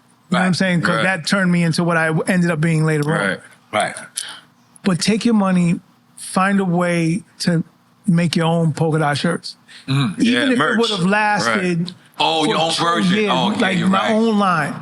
And I would have been all those kids you saw would have been buying yours. I would have sold it at shows. I would have went up to Strawberries or Merry-Go-Round or whatever was selling, whatever Gap. Gertz Mall. Gertz Mall. But like, look, going to Coliseum and had my own Queen center. I had a stand. A&S. I know it's not open no more. Yeah. But A&S, that's my era. Go ahead. Yo, you know the Coliseum, that whole block is gone. It's demolished. terrible. It's terrible. Somebody FaceTime me from there. Yeah. I mean, I wasn't physically there, and I physically felt hurt. Yeah. Like just seeing that. Yeah, man. And you know what's surviving? The beef, the jerk chicken spot across the street. That still stands a bit strong. So I felt good about that. Yeah. But go ahead, continue. But I'm saying I could have had that if I would have had that business acumen back then. Your own version of polka dot. And they could have ended up getting played out. I could have turned that into something else. You could have turned that I into could have a shirt. been, I could be, I don't know. Played out polka dots and sold that. Yep. Yeah, whatever. I could have been a major brand right now Right. if I would have just started with that. You know, like how FUBU started with hats, and then they turned into a major brand, and I could have sold it for several $100 million or whatever. Yeah, got that. So I wish I would have. That's my only industry regret. I have no other regrets with that. I wish I would have been able to figure that part out. So let me ask you again. So you talked about that one time you met Biggs. Did you ever see Big again after that, or that was? Yeah. Okay. Like just in like parties or whatever. Okay. Yeah. And there was no smoke after that. Yeah, we just didn't. Yeah. Like I would, I could be there and talking to Puff, and then Biggie just be standing there giving me the look like, fuck this nigga. Right. Now, this is something that I'm not positively sure I'm correct with this information. Okay. But one, I feel like Only You was the start of hip hop R&B collabs, right? I feel like that was one of the originals of hip hop and R&B, at least from my point of view. But I also remember me hearing Only You with a version without you on there. No, there's never a version. There wasn't. So were they ever playing like in the daytime and like trying to cut rap out? Because I remember there was a rap like people said no rap. Yeah, but I remember hearing that in the daytime with just the hook. If you heard that, I don't know anything about that. Okay, cool. So for people that don't know, a lot of radio stations across this country have what they call a no rap workday. Right. From what do they call it? 6 They call it a.m. something else. They call it rap crap. Yeah, we not playing that rap crap. Rap crap. If you don't want to hear that rap crap, during work. It's a terrible statement. Yeah. We are not playing rap. So from 6. Don't forget the crap. Yeah, that rap crap. Don't forget the crap. Somebody grandpops made that one up. So from 6 a.m. to 6 p.m. in some places, 7:30 in some places, and 9 p.m. in some places. You're not hearing no rap. Right. So 2 things happened with Only You. One, I wanted to bag Vanessa Williams. That's right. You want her to be your sugar mama. Yeah, I want her to be my mama. Yeah, because she was older. I didn't know how I was going to do it, but I was going to try to bag Vanessa Williams. Right. And so I wanted to make a record where she sang it and I featured. So I figured the record is hot and I featured. I'd meet her at the video and then she would say, you don't got to go back to Queens. You can just come back with me. I'd be like, all right, bet. Yeah. So that's the mind of a 17-year-old. Right. So I'm making Only You for that. I didn't make the album.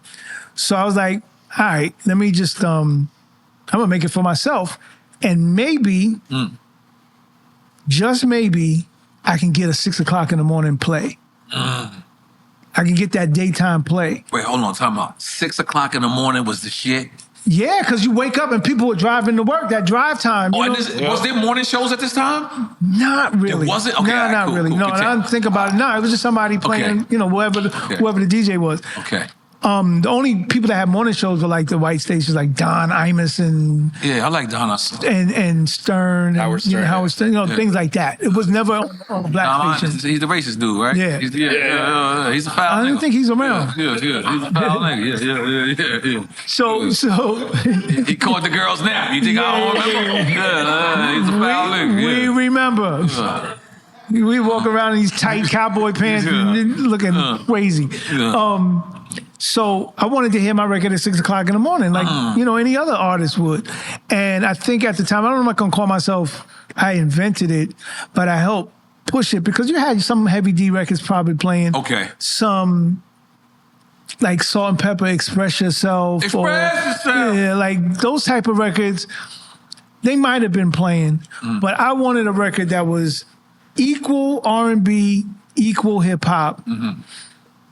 It could play in the club, it could play in the radio, and people, it's not soft. Like if you listen to the Owning You beat, that's not a soft beat. You know what I'm saying? I always try to go hard. Like no matter what what the beat is I'm trying to give some grit to it. So I was able to achieve all of that.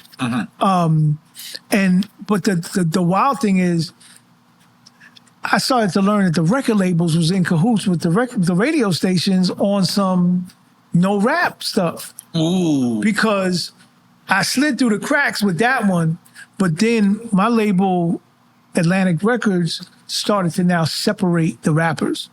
We wasn't just on Atlantic Records no more.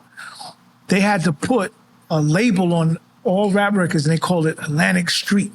Ooh, or urban, right? No. The title of the label was they took all the rap records off of Atlantic and put them on a label called Atlantic Street. So this is when they were saying rap was a fad. Yeah. Okay. So they would put these stickers. Sometimes they had soul, like something soul to separate it too. Yeah. So they would put these stickers on the record that said Street on it, and it would have like some corny dude doing like some weird breakdance move. Right. And so when the program directors would get these records, it was the signal. All right, this is what we don't play during the day. We'll just give it to the mix shows. Right. But I'm like, yo, why are the labels even down with something like that? Y'all supposed to be trying to push this thing forward. So that was just my contribution to try to crack open that door, and which it did. So I'll give credit to that. Right. Yeah. So let me ask you a question, right? Right now they just announced that Bad Bunny is hosting or doing the Super Bowl commercial. Bad Bunny is a genre of music that comes from reggae. Reggae for that part, or that portion of it, comes from that part of hip hop. Even though reggae probably even lasts as longer than hip hop or just as long. So I want to ask you a Biggie line. Did you ever think that hip hop would make it this far? Yeah. You had this vision? When I was a kid, I used to tell my friends, we're going to get hip hop from other countries. We're going to get hip hop from, and some of it hasn't happened yet, because I'm still waiting for the hip hop record that super blows up. That's just, that everybody knows that isn't in English. Oh, well, that's Bad Bunny. Yeah, but he means like more. You mean like more like hip hop, like hip hop, because Bad Bunny, he goes through different genres. Yeah, of course. Right. It's Latin, it's reggae, predominantly hip hop based. Just imagine a primo beat with somebody rhyming in Egyptian. Yeah. So that might come from Asia. Yeah, that's what I'm saying. Because you're doing with K-pop now. Yeah, K-pop is huge. K-pop. You do a K-pop, you go to a K-pop show, you'll see. Dude, I said I fuck with K-pop. I doubted you. Yeah, you don't remember. You said did it on the show. My daughter right now is all on about K-pop demon hunters. Yeah, man. It's like, and they get a new act every 2 days. No, it's a cartoon. Oh. It's like a big kid cartoon. No, I thought it was crazy too. What's going on? I was like, demon hunters. Yeah, no. It's you know that. They K-pop, like where I live in California. It sounds weird, but it's predominantly Korean and Chinese in my area. So every mall I go to, and it doesn't have to be my area. Every mall I go to, is what they call it. It's a store called K-pop Station, and every mall has like 3 of them joints in there, and they be packed like that. That culture on our culture is real. Like it's some real stuff. I just feel like they may switch their groups out every other week. Yeah. It's like a whole new. First is BTS, and then it's like, I don't know, XYZ, and I'm like, who are these guys? But they're influenced by us heavily. Yeah. No. If you listen to a lot of K-pop, hip-hop or like the boy band stuff, like it's very Americanized. It's very, very but in reverse, 90s, 2000s vibe. And they know that aesthetic, they know that similarity, and they know that vibe. The dance routines, everything, yeah. There's like this girl K-pop rap group, I'm trying to remember the name, but like I see it on TikTok all the time. These girls be spitting. Like straight spitting in English, but I don't think they know English. That's the weird thing, and they got it down. I'm like, yo, I gotta find the name of that group. But I think that it definitely, the hip hop vibe has definitely gone further than what I imagine.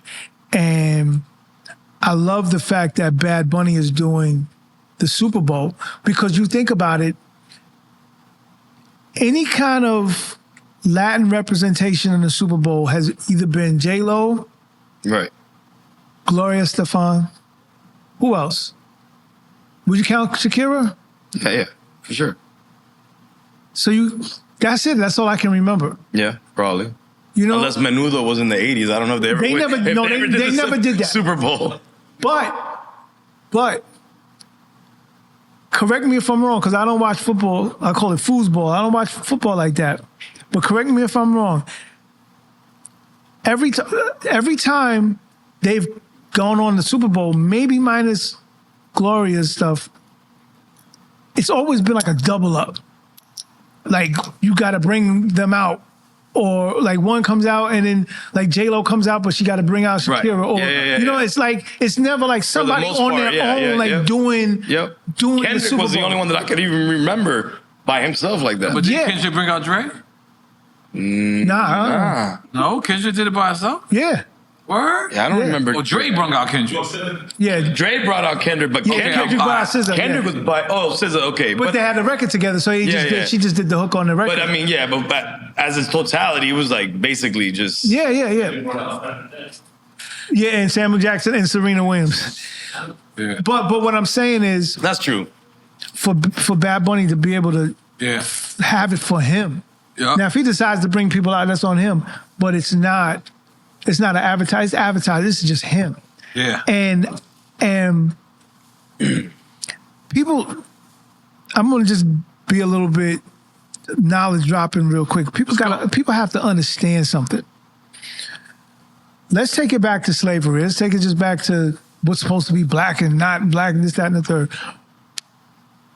When the enslaved Africans came over here, I'm gonna ask y'all, how much percent do you think came to the United States area, this part of America? If you could guess the percentage. Percentage of what? Of total enslaved people that came to the United States? 30%. You say 30. Take a guess. I don't even want to guess. I just want you to... 5%. Wow. Look it up. 5% of us came here. So the other 95%... Latin America. And the Caribbean. Yeah. Brazil holds the highest amount of numbers of enslaved Africans that come here. So everywhere down, the African DNA is within all of us, and then the colonizers' DNA and the native DNA. So I'm never going to look at anybody from this side of the world, funny style, for doing their version of hip hop and taking their version of hip hop to another level, because we're all doing what that's our generational music. We may not know it, we may not understand it, we may think we're pulling from this, that, and the third, but we're pulling from a DNA strand that's longer than any of us can think of. And we're all putting our own stamp on it and changing it and adding to it. And whatever else you get from around the world is based on our influence that we have on around the world. And so, like I said, back to Bad Bunny, like, yo, let's rock. Yeah, I don't care. You from this side of the world and you doing your thing, and it's based in what we all do and love. Rock. Get on that stage and kill it. And I love the fact that all of his songs has very little English as possible. Exactly. Yeah. But Apple is introducing their new, the translation? The translation, which is why would genius. you want to hear Get it that, translated, motherfucker. But I'm saying it's genius that they're the sponsor. Go ahead. And then they're introducing He'll it. still be singing it in Spanish, which is fucking So dope. wait. How's this going to work? He's going to be on stage. They got the Google goggles right now. Yeah, they got the where a person can speak to you. Google goggles? I mean, they got the translations. What was his name? I Show Speed. Yeah. I seen him in China, and as the lady was talking to him, he puts on the glasses. Yeah. And it translates. Let me tell y'all something. Through his lenses. Yeah. Ladies, I'm going to speak to all the ladies. Y'all get your nails done at the Korean nail spots. and you hear them talking, you want to know what's going on, just get the glasses, get the translators, and just sit back. Oh, you know what I'm saying? Listen, bro, just sit back. It's crazy we're talking about this. Today, a homie of mine, he called me accidentally on his phone. Yeah. I never even knew that there was an app for this or whatever the fuck he has on his phone. He's mumbling, he's talking, but he called me by accident. Yeah. So he's not talking to me, he's talking somewhere. Yeah. And I hear, pero ¿cómo tú estás? Lo que pasa aquí. And I'm like, the fuck? I hear him talking in English in the background, and there's a translator talking to me. Oye, pero aquí, sí, okay, con lo que tú quieres, sí, el paquete. What the fuck? I called back, I was like, yo, what? You got a translator? He said, yo, yeah, I have the translator app. When I call Puerto Rico, I don't speak Spanish, so I call and I use the translator app. Yeah, I do it all the time. I didn't even know that shit existed. I do it all the time. My guy that fixes my computers and stuff, he's from China. He don't know no English. I walk in with Google Translate. I say, I need this hard drive, blah, blah, blah. And I just show him the words. Or sometimes they'll say it. But before I did that, I didn't know. And you know, like, I think especially black people, we think that somebody's always talking about us when they hear something in another language. Oh, they talking about us. Like, yeah, they are some of the time. Sometimes, but they might not be.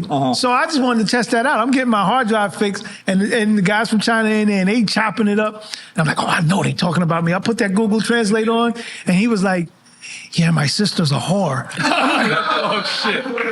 I was they hoping you don't understand on purpose. They're like, Yeah. I got to talk some personal shit said, with you, yo, buddy. my sister, man, she came in. Bing bong. Yo, man. I wasn't ready. He was going in on his sister. How the sister came in the middle of the night. And he knows she was smashing the dude next door. I was like, yeah. So, you know, I think if you don't get the Google glasses or the Apple thing, at least get Google Translate on your phone. Go into a space that you're not familiar with and just turn it on. You'll be surprised at what you might hear somebody going in on you. You might not. But yeah, we need that for Mr. Lee when he announces things. Right. Oh, let's get Sunny and Paul. And the flowers. No, hold on. Flowers. Hold on. Okay. Flowers. Well, Kwame, our show is about giving people their flowers while they can smell them. Yes. Their thoughts while they can tell them. They thoughts while they can think them, and they drinks while they can drink them. And this smoke while you can choke them. Yes. And the smoke while you can inhale. That's for you, We brother. want to give you a flower. Snoop said it's better than the Grammy because it come for your people. Let me see your watch. That's a beautiful watch. Let me see. Thanks, man. Oh, my God. Piano watch. Piano watch. That's fire. I don't know what time it is. So, Paul and None Sonny, of us do. No, come on, y'all gonna be substitute drinkers. Substitute drinkers, yes. Oh, wait, what's happening? We're gonna play the drinking game. Yeah, but they, Well, no, first they're of going all- to be your substitute drinkers. Go ahead. I want to 100% thank y'all for that. I never received the Grammy, so I'm not even Yeah, chasing come it. on. But I appreciate Yes, this. hell And this yeah. is going 100% on the wall. Hey, yo, why you so close to him like that, man? Come over there. Hey, you gonna be no, because Come on Cosby's this here. side. Oh, I'm down to the booth. Nah, he's gonna be his drinker. Oh, okay, all right. Okay, cool. so we're going to play that game, right? Yes. Go ahead. Yes. Let's go.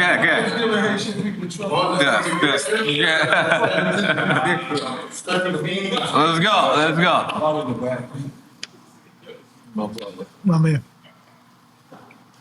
Yeah. Say Gabe. So that's my boy that he said he went to go. Oh, what up, man? Say what up. You can say games? Oh, snap. I was with your brother Naeem. Yeah. Going on, sir. Man, he threw the government. He said, Well, I ain't say the last name. No, it's good. It's good. Yeah, you ready? Explain the rules. I don't know if you know. Naeem's no longer with us, but you know. he passed, man. Yeah. Oh, man. Sorry to hear That's that. my brother, though. God bless. Yeah. God bless. Did you know that, Eddie? So go ahead. Explain to him the rules. Well, I mean, he's not gonna have to drink, so Yeah. But you have to designate a drinker, yeah. right? So there. this is our drinking game. We're gonna give you two choices. Yeah. If you pick one, nobody drinks. If you can't pick, like you say both, you say neither of them, we all drink. Well, Right. you don't drink. This is you right there, Sonny. And then N.O.R.E's got a designated drinker over here. But can you hold it, man? Like, don't. No. Yo, but hold on. What are you drinking? Hennessy. All right. Hennessy? Okay, You're drinking all the wrong shit. All right, cool. Yeah, you explained it a lot better than I did in the last. But the main thing about this game is, whatever we're bringing up things that we just want you to bring up any story, anything that encourages you to bring up a story or mention something about something, you know. All right, so you ready? Yep. Nas or LL?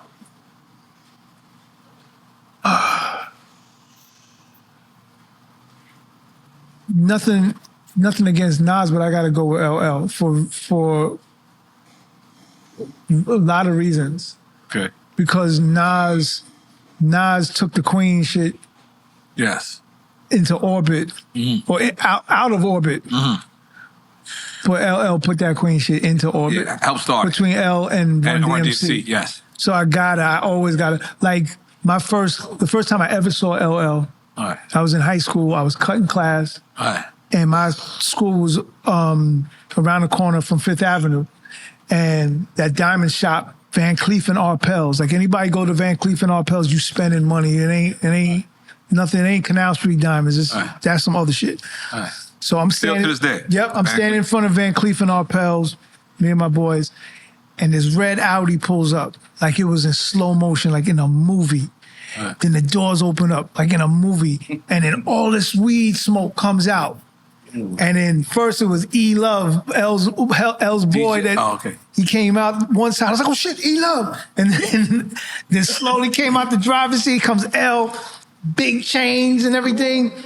And we stand there like kids, like, oh shit. And he gives up the like, what up, little dudes, and then just goes into the Van Cleef. And I was like, yo, that shit is a rap star. An icon. That is a star. This is I Need Love LL. I'm Bad LL. You see that pull up. You're not going, Nas is another level, but LL is that first superstar that from Queens. Yeah. Wait. You're not supposed to drink. Oh no! I'm sorry. He ready to drink anyways. He volunteered for the job. Onyx or Lost Boys? Oh man. Queens. So, Fredro used to be my barber. I heard that, and he had dreads back then. Yep. Your barber when you had the high top fade? Fredro was my barber. Sticky was in school with me. All right. Freaky Ty, if I'm not mistaken. Rest in peace. Rest in peace. Lived right up, because I used to live in Southside too. Oh wow. I moved around a lot. Okay. So I think Ty used to live right behind Baisley. So I think Ty lived close to me. I would see him all the time. Me and Mr. Cheeks have the same birthday. Wow. On the same year. So y'all gonna have to drink. Okay, yeah. That's fair. Cheers, fellas. I knew that was going. As he kept describing both. Yes. I can't do it. Okay. Beat Nuts or Kid and Play? How you gonna put them two again? These are these guys that make the questions. The Colombian and Dominican. It's the cocaine section over there. Well, first of all, I have to put it to Kid and Play. They're like my OGs, Right. Like I meet Beat Nuts after the fact, right? And I love all the Beat Nuts stuff. Shouts to Les, Juju, all of them. I love their stuff. But if it weren't for Kid and Play, I wouldn't have been on that NWA tour because they were on the tour first, and it's like, well, you gotta bring Kwame. Wow, that's dope.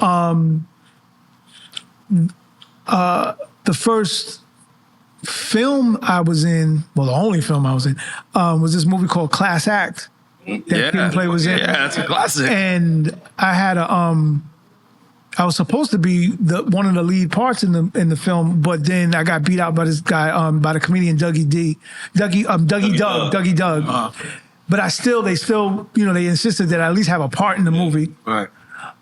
So I gotta give it to Kid and Play, man. Those are like my big brothers. Okay. Speak to them almost every day.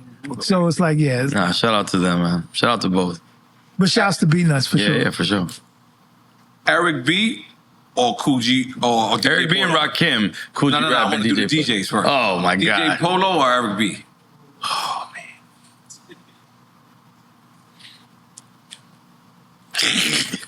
I'm gonna give you a story. Yes, please. That's why we do this. DJ Polo knocks on my door. I open the door. He said, I got my friend with me. We're going to hang out. So in comes, and I'm going to see if y'all know who this guy is. So in comes through my door, Ron Jeremy. Oh, the porn guy? The porn star? The porn guy? Yeah. I just saw something about Ghostbusters. How he's an extra in it. So Ron Jeremy walks into my house with DJ Polo. I did not put this together. This is some weird shit. Let's go. And he was like, yo, you want to hang out? So I was like, hang out where? Where y'all two going? He said, you already knew who Ron Jeremy was? Yeah. Who didn't know Ron Jeremy from the 90s? I mean, Sonny definitely knew who he was. I would have pulled out. And he didn't even say, like, this is Ron Jeremy. You said I would have pulled out. I would have pulled up. Oh, relax. Wherever Ron going, you're pulling out. So he was like, Polo was like, rest in peace to my bro Polo. Polo was like, it's my boy Ronnie, we about to go out. And I'm like, all right, Ronnie.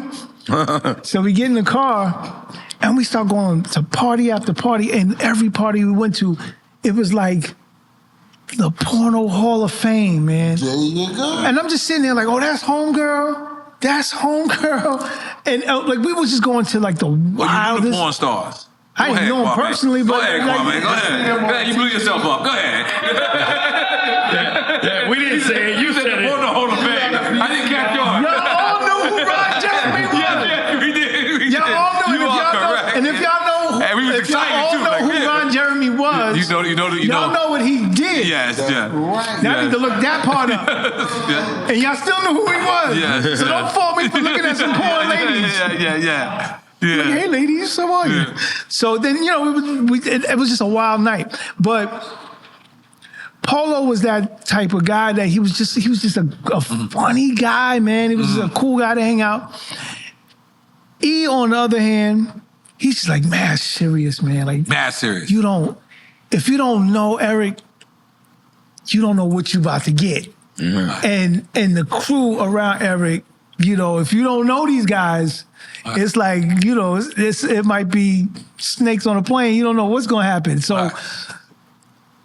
y'all going to have to take a drink because I rock with both of them. I know where you're going with it. Okay, now, Rakim or Cool G Rap?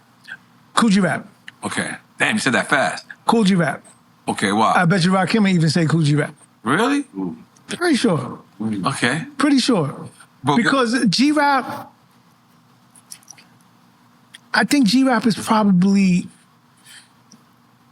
if not the greatest rapper I've ever heard, one of the top 3 ever. And super ahead of his time. Ever. Like ever. Right. Like I remember, you probably remember United States of America, USA, of course. this roller rink in Queens. And I remember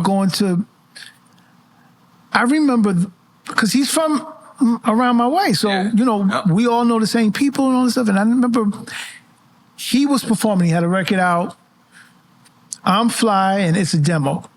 It's a demo. Changed my life, those 2 records. So if anybody doesn't know about USA Roller Rink, that's where I got my start. Me, Master Ace, Father MC, Super Lover C. We got our start there, like on rap battles and contests and all this kind of stuff. And where is this, in Queens? Queens, yeah.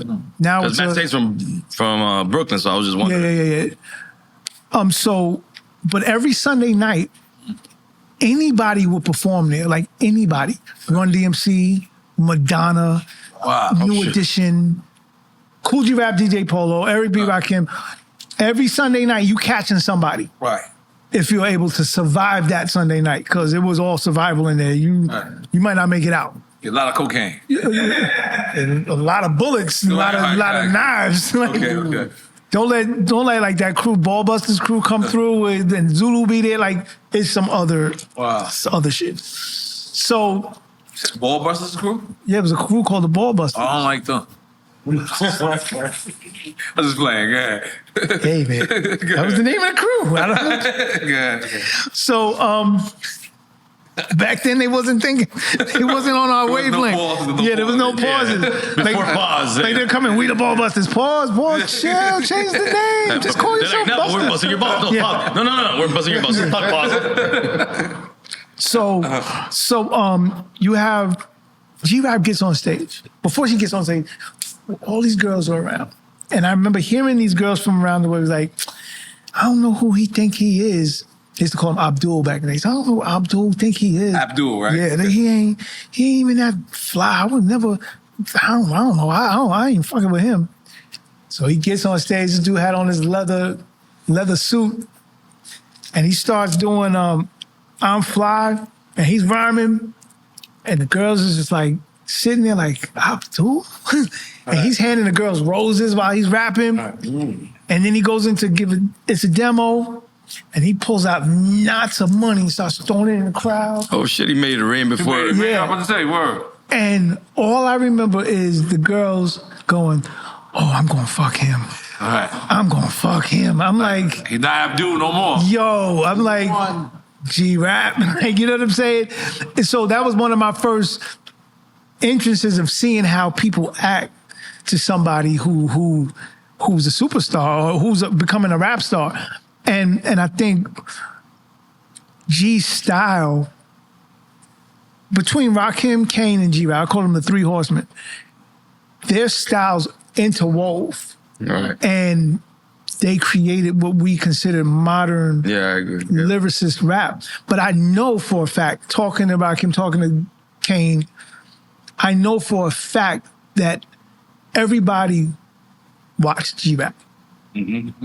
G-Rap spit a rhyme, somebody's gonna be like, oh, I gotta get a better rhyme than that because G-Rap just came through. Yep. You know, so, and one of the greatest records to me, pull it up, is over the Big Daddy Kane Raw beat, is Kane and G-Rap back to back, just going back to back.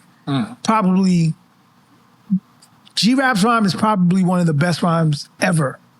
You know, he goes in. So I'm automatically, and he's from Queens, he's from around my way, so I'm going with G-Rap. No disrespect to Rakim, because I love Rakim right there next to G-Rap, but I gotta go with G-Rap first.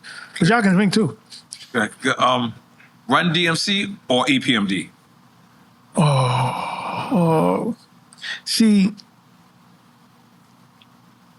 EPMD I love because how Eric was making those. I love Eric Sermon as a producer. I love him as a producer, and I love that vibe that they were bringing. But I'm always going to give it to Run DMC over everybody.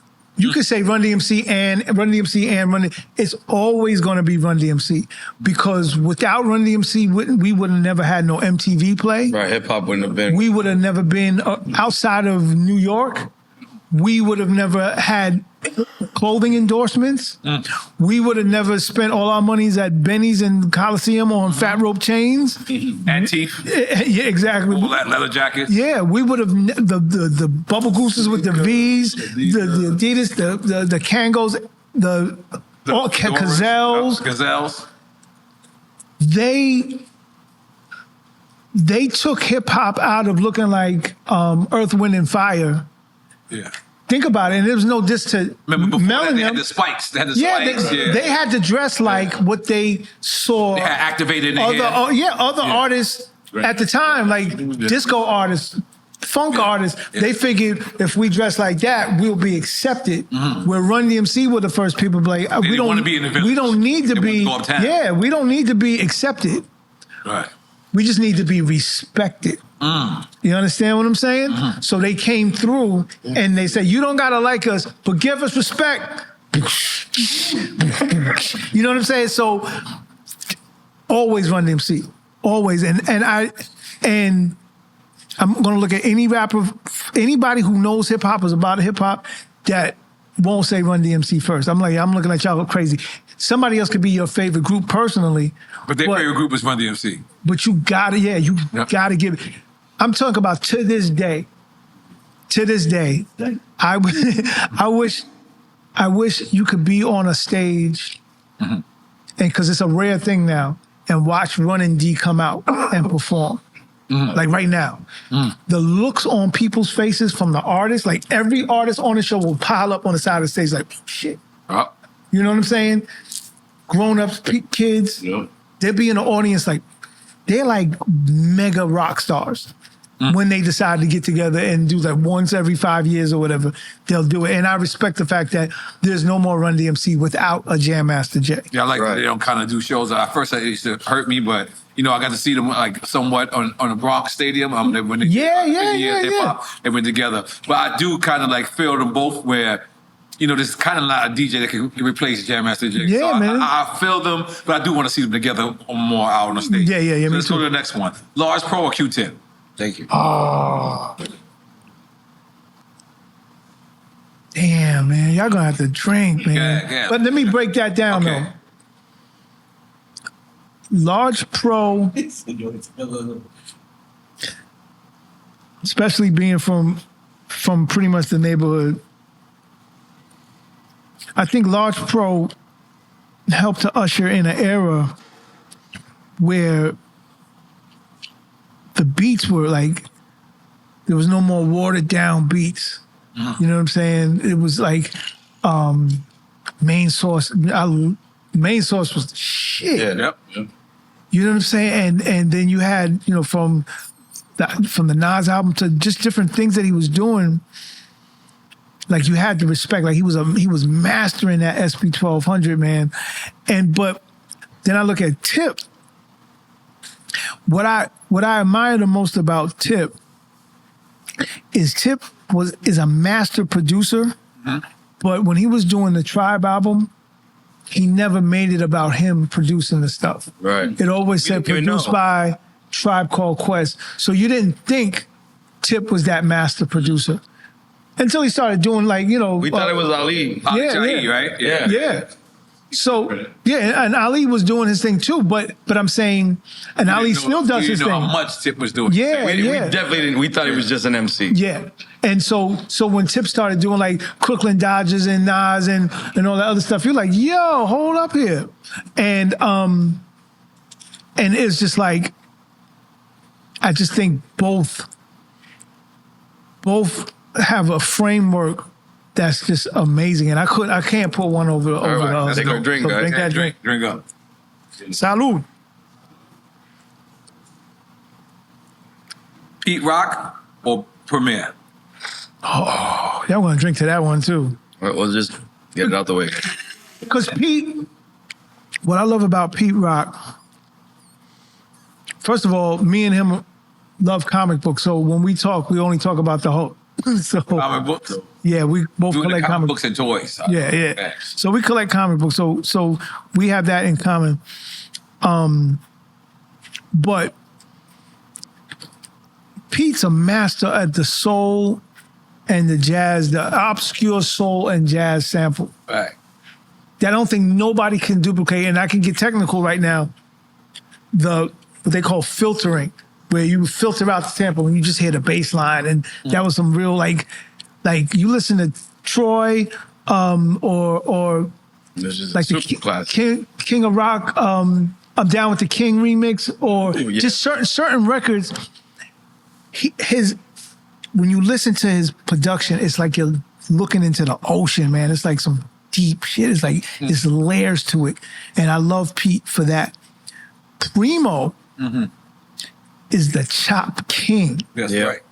The king, like you will never be able to chop like Primo. You won't know where that sample came from. And yeah, and like he finds these chops, and I love Primo for it because that's how, when I was producing my first album, that's what I was doing. Like nobody was really chopping like that. So like records like The Rhythm and other records, I was doing the chops, but Primo was took it to a whole nother level, and just took one sound and tuned it and chopped it and made it a thing. Like, what's the Kick in the Door, for example? Pump, pump, pump, pump. That joint is I put a spell on you, and you listen to the record, it's like a nice bounce to it, but the way he took those different stabs, and then it's all about the beats that he programmed under it. And what I loved about Primo is he never let up. He never conformed to new equipment. Right. He stayed on his MP, stayed on with his 950, and that's what gave it the grit. As other like new machines started coming out, Preem always stuck to that. So Preem and Pete are apples and oranges. Preem got that grit. Pete got that depth. So I can never put anything up against each other. All right, so drink. We did it. We did already. Oh, okay. I'm thinking. All right. Yeah, we did. All right. Analog or digital? Analog. Then you switch it to digital. Because you think about this, for those that don't understand the analog and digital, a lot of people from for the last 2 generations only know digital. You know a CD, if that's the oldest thing you may know is a CD. Now you know what you hear on your phone. And now you got things like Looseless and Atmos and all this other stuff that's supposed to make your stuff sound crispy and nice. But from my era and back then, we were recording the tape. The tape makes, for lack of a better term, the tape makes the sound thicker. Right. That 808 is going to punch you in your whole chest and crack you in half. Because that analog sound, there's a beef to it. And like analog like equalizers and different controllers, there's like a knock that you cannot replace with digital. Also, and I'm getting kind of technical, if you play a record and you play a CD, playing back to back, the record sounds stronger. The record sounds thicker. There's a depth to it. Right. And the CD sounds thin. Yeah, it's crisp, it's nice. It's like, yeah, think about what a CD is. The CD was created for classical music. The very first CD record it was definitely a classical record, and then the very first pop CD record was like a Billy Joel record. And this only sold in Japan because that was their technology. It was never intended for hip hop at all at first. So you have that, but the analog, there's a hiss in the analog, there's a noise that most ears will never hear, but it gives it a different thing. So I'm always gonna go with analog. And I know I'm getting super technical on everybody. It's all good. N.O.R.E's like, this guy really hurry up. No. We got producers to tune in. Now, what I like to do is I try to do as much analog as I can, or as much low-level digital as I can, and then transfer it to digital. So at least I have some of that weight in what I'm producing. Like we had Quick on the show, and I don't think he said it on the show, but I've heard him say before that analog absorbs the energy in the room. Yes. And that cannot be replaced with digital. Quick is hands down one of the greatest producers ever. Like I remember being in the studio back working on something for Jay-Z, and Quick was in there. He was doing, I don't know if this record ever came out, but he redid a Madonna record, Justify My Love. And he did a Jay-Z record called Justify My Thug, I think it's called. I don't know if it ever came out. That wasn't on the Black Album? It is on the Black Album? Okay. So Quick was working on the record at the time, and I was watching him how he was laying down his stuff, and he was like laying like 3 snares at a time, 4 kicks at a time. I was like, yo, what the hell you doing? He's like, yo, I gotta make it feel like analog, so I gotta like double and triple it up so it could just punch people in the face. And I know that I mastered a lot of things, but I'm always a student. So I'll sit back in any producer session and just peep.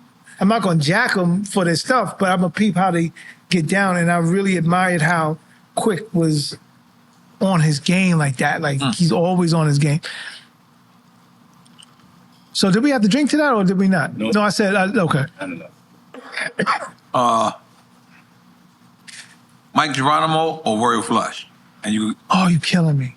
They're gonna drink. Yeah. Because I think they both represent between Crazy old thing. they represent Flushing, Queens. That's right. And Flushing, when I was growing up, Flushing was half Chinese. black. No. When I was a little kid, Flushing was half black, half Italian. Oh, wow. Okay. They call it white flight. Italians moved out. Blacks moved in a little bit more. But then out of definitely Haitians, Jamaicans, we were all in it together. And then you started seeing it in spurts, Chinese, Korean. But that wave got bigger and bigger and bigger. So by the time the 90s came, what you thought was a black neighborhood or a predominantly black neighborhood, I'm talking about, perfect example, Bland Projects. That's Bland Projects. You go up in the Bland Projects in the 80s, it's black. You go there right now, Mad white people. all Chinese. Yeah. All like you never think you. Main Street period is Chinese. Yeah. Main Street, going in from Roosevelt, going in to Main the Street. best Chinese food in the world. So Main Street, goddamn. And that A project? Yeah, it's in the project. They in there? Yeah, it's kind of nice. They got places that's nice out there. They got places in the hood. Too. Well, you have the Bland, you have Pominock, you have what's across the street from I forgot. I forgot the name of There's 3 projects: Bland, Pominock, and I forgot the other. But when I was a kid, it was predominantly black, and now it's predominantly Asian, and the community is so different. Once that Busy Bee Mall came, you know what Busy Bee Mall is on Main. Once that came, you started to see it was like a gentrification of a neighborhood. And now you go into the neighborhood. If I knock every one of y'all out and I drop y'all in the middle of Flushing, Queens, you would think you were in Hong Kong somewhere. Like, no lie. Because every sign is in Chinese. The signs? All the signs, the street signs, every sign, all the stores. No way. The police. It's Chinese? Yeah, the police officers, everything. Wait, the officers are Chinese too? Yeah. Because they serve their neighborhood. No way. Yeah. I don't know if it's racist. I'm not going to call it racist at all. It's just culture. It's a different culture. Kind of where they move to, like, you know what I mean? And then so if it's like, you always use Haitians, so it's like, just suppose a bunch of Haitians move there, then they take over Well, the that's what community. happened, like Little Haiti, they originally make Haitian, instead of it being Sea-Town, Cuban, they make Haitian supermarkets. That's why. Yeah, but Black to Asian. Is it a racist? Like, meaning you can't go into that part of town? No. I don't think it's that. Okay. But I believe that the Asian culture is very close-knit. I think every ethnic culture at its core is very close-knit. So when you're not from that culture, they're just going to be like, all right, see what he's doing. I watch him. And that's it. Google Translate. Yeah, exactly. And then, but anybody from Queens and from that neighborhood, we're in and out of that neighborhood at all times. So it's like, it's a mixture of cultures. And I think a lot of people got to understand that especially food brings every culture together. Yes. And music. Food and music. Food and music. But there's no black neighborhood without Asian food. The fuck? You know what I'm saying? Weed don't work. You can be the asshole who smoke weed. Yeah. You can get kicked out of some. Yeah. Weed. But yeah, I thought weed was universal. It's not. Yeah, food and music brings everybody together, man. It's amazing. Okay, MPC 2000XL or the MPC 2000XL. RS. MPC 2000XL. Yeah, cool. MPC 2000. I don't even know what you said. R. I'm like, I don't. You talking about much? AR. ASR10. ASR10. Yeah. Nah. And I know people like Alchemist and who else does ASR? Timbo does ASR. I believe he does ASR. RZA. That's ASR. No. Sorry. Stick with the you never get me MPC. to go past that MPC 2000XL. Okay. Big Daddy Kane or Jay-Z? Come on, stop, man. I'm picking one. I'm picking Kane. Okay. Because I believe without Kane, there might not be a Jay-Z. I think even Jay-Z would say that. I agree. Yeah, I agree. I think even Jay-Z would say that. So even though Jay and Jazzo were running around like at the same time as a Kane, but Kane, correct me if I'm wrong, but I believe Kane gave Jay platforms of his own. Yeah. Put him on singles. Yeah. You know, when the 90s era is ushering in, and we're getting away from the style that he was using with Jazzo, it was putting him in a platform. And I think I heard Kane say this recently. Kane was trying to get him a deal and couldn't get him the deal. Yeah. But I think Kane allowed people to know and respect Jay at another level. And then Jay took it from there. So Kane, the reason why I got thick out, I was cutting my shit. Yeah, I think Kane in general, just on what he did in hip hop. Yeah. You have to give him that, like, Jay might not take it there. Like, a lot of people might, if not, Kane takes it there. you can understand the impact of Kane. To this day, rappers mention Kane. That's right. Jay's mentioned Kane. People mention Kane to this day. Two rappers that always get mentioned the most to me is like a Kane and a Slick Rick. That's right. Kane, Slick Rick, LL, Rakim. Yeah. Those four get mentioned Goats. by anybody. Goats. And you can say their name and nobody's going to be like, what you talking They about? won't doubt it. Right. You know, so I got to give it to Kane at all times. But big shouts to Jay. Malcolm X or Marcus Garvey? So you're not supposed to put them two against each other because what they're supposed to do is be together on it. So y'all got to drink on that. Right, that's right. Illmatic or 36 Chambers?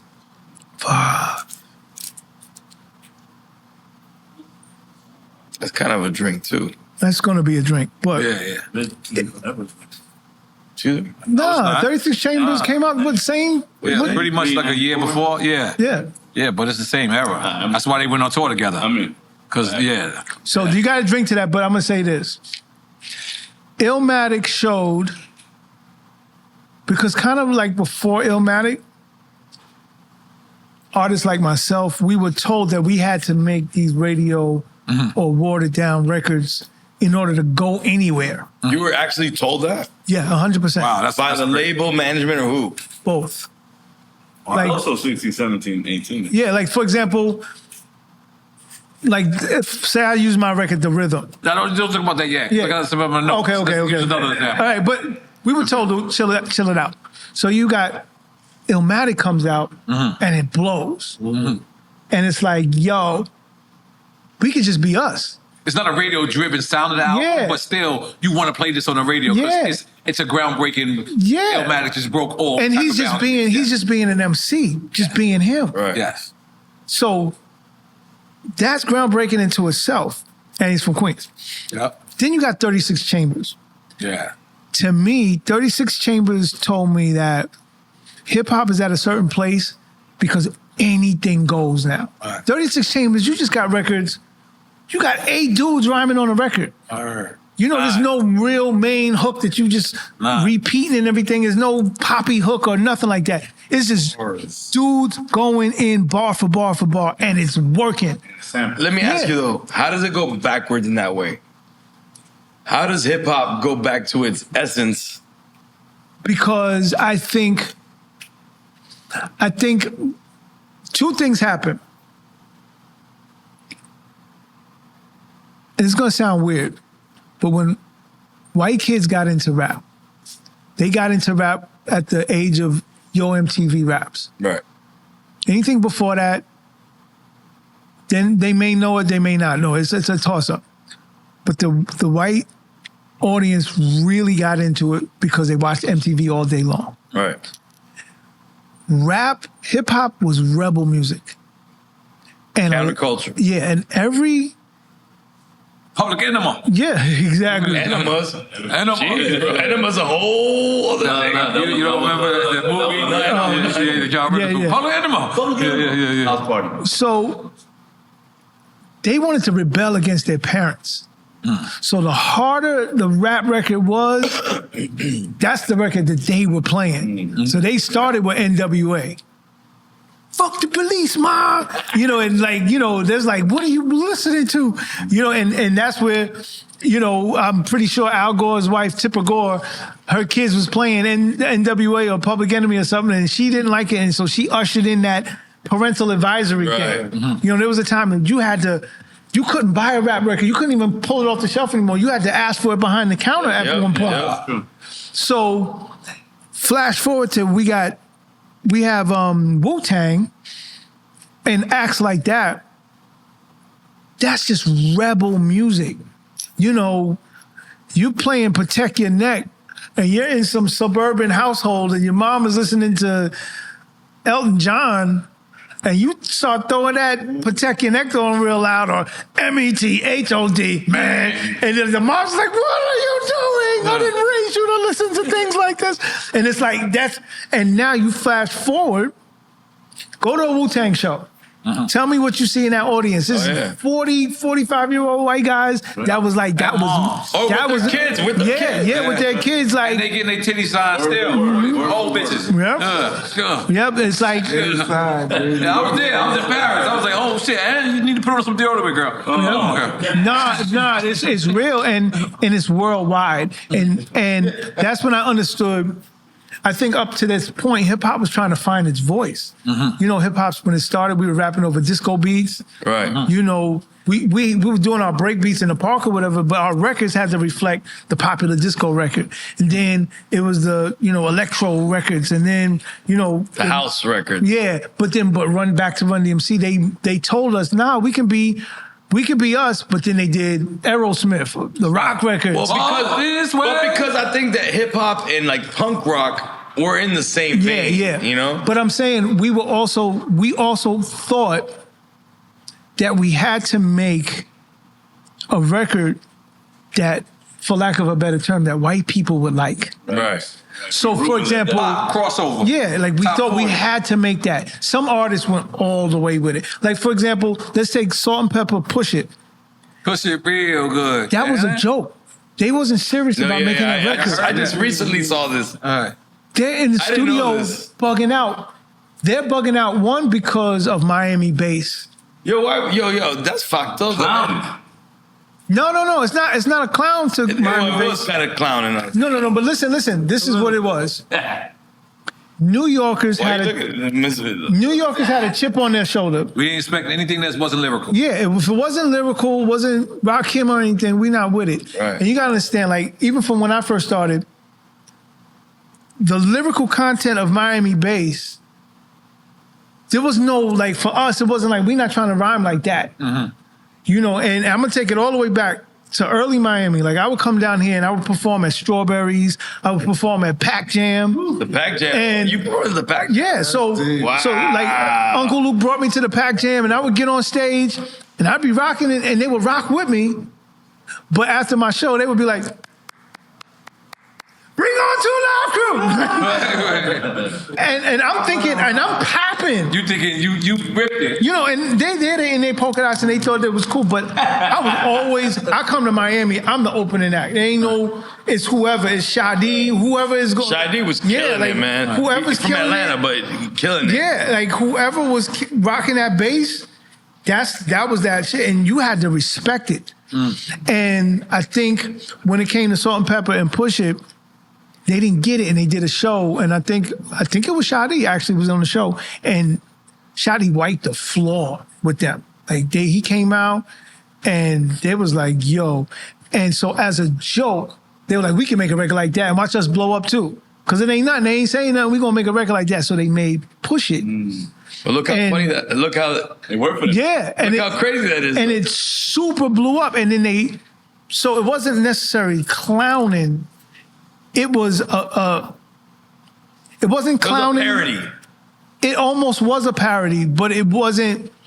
But it was also saying, can we do this too? Because we got to understand that there's a whole other wave out here. It is not just about the 5 boroughs. We go down south. We got to respect this base. We got to respect that shit. I don't think honestly, in that time frame, they were respecting the South at that time. No, they weren't. Right. They weren't. I think it took time to do that. Right. Like for me, I can say the same thing. Like when we were on that NWA tour, but one thing about me, like I said, I'm always going to be a student. So we're like, who's on the tour? And it was like, somebody named Too Short. What the fuck is Too Short? And it was like Poison Clan. I'm like, who the hell is that? So I didn't know Poison Clan was on that tour. That's crazy. So for me, I'm not gonna shit on them. And anyway, so what I did is I go to the store and I bought Poison Clan records. I bought Too Short records. And I remember that before the tour bus came, we sat up all night and listened to every one of their records. Like, I get it, I don't get it, I get it, I don't get it, but we respect it. Right. They putting records out. Even cats, even from like Detroit area, there's a rapper named Esham from Detroit. And he's like was the king of Detroit. So we pulled that. We going to Detroit. We need to know what Esham Boomin is. We need to know what it is on the West Coast. We need to know what these things are. And I think by my generation, we started to understand that. I think the generation before me, it was just like, what these dudes doing down here? They're not really doing it. So I think it was a learning curve, you know? Right. Yeah. Now we know what it is now. It's like, can't pull up. You can't pull up down here without playing that. There's no, especially what they were doing with those triplets on the 808s and those triplets. That was like a revolutionary thing that's incorporated in music now. Like you can't have half of the stuff you have. You couldn't have trap without. Shout out DJ Magic Mike. Too. Yeah. Who, from the strip club? Nah, from Tampa. I mean, I don't doubt he was in the strip club, but yeah, from Tampa. Like his shit was crazy, man. Yep. For sure. I'm gonna add in this bit. No. You got it. Producing or rapping? Is this still a drink thing? Yeah. Oh, take a drink. I'll take a drink. Okay. But Okay, yeah, remember. producing for me, it's going to sound weird, might sound corny. I dream about producing. You dreamed about producing? No, I or you still dream about Okay. producing. Okay. Like I have dreams that I produce so and so today. I produce such and such, and when I have those dreams, when I think about it, I think about it all times. I love speaking to other artists. I love being, and I think the most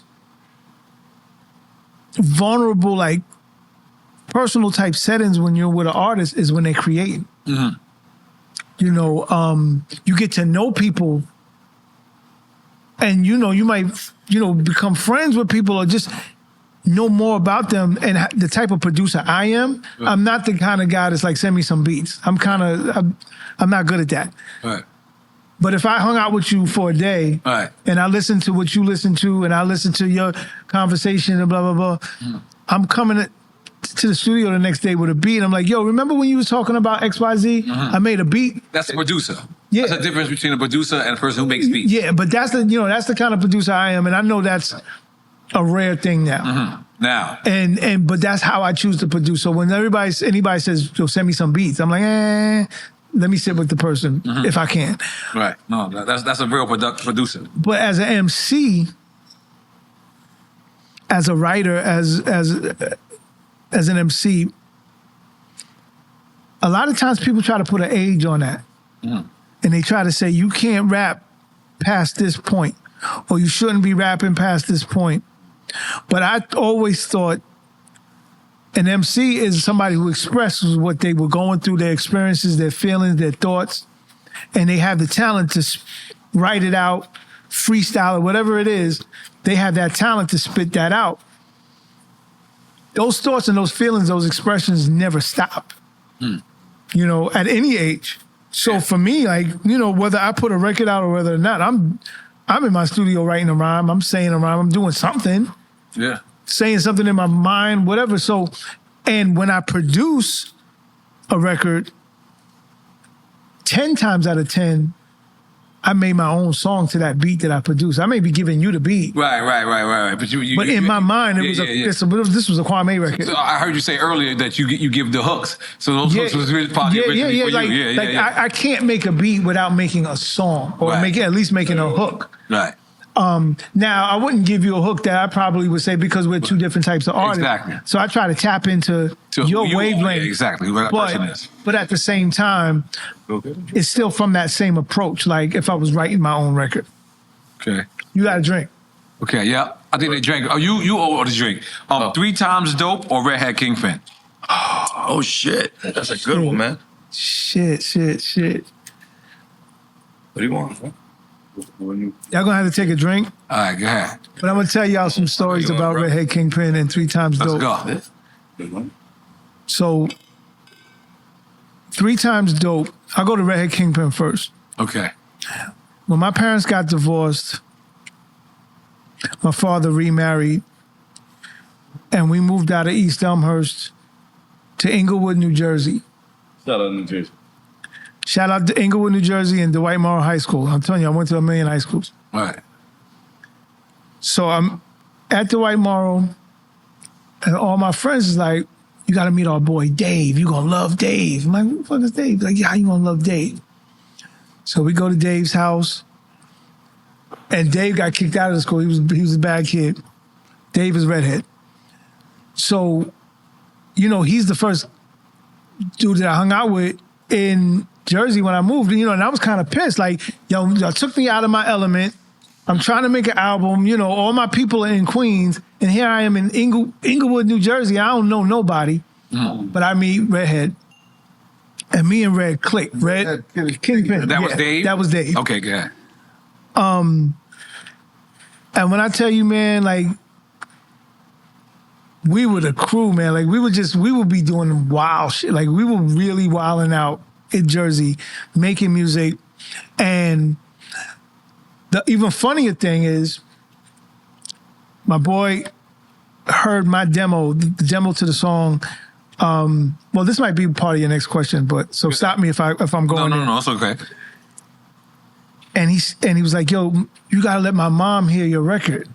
Okay. And I was like, "Why am I gonna let your mom hear my record?" You said, "I let my mom hear Dave's record too." I said, "All right, whatever." So I go to his house. I pull up at his house. It's a straight up mansion. I didn't even know this. I see the Magnum PI Ferrari in the front on bricks. Wow. No tires. Oh. Nah. I see a Rolls Royce. This is in the in another pocket of the neighborhood. I'm like, yo, what is this? So I open the door. I go to the door, and the butler come out. Butler? Come on in, Mr. Bentley? Exactly. And then there was winding stairs, and the mom comes downstairs in her like robe and shit. And I'm like, yo, Body time.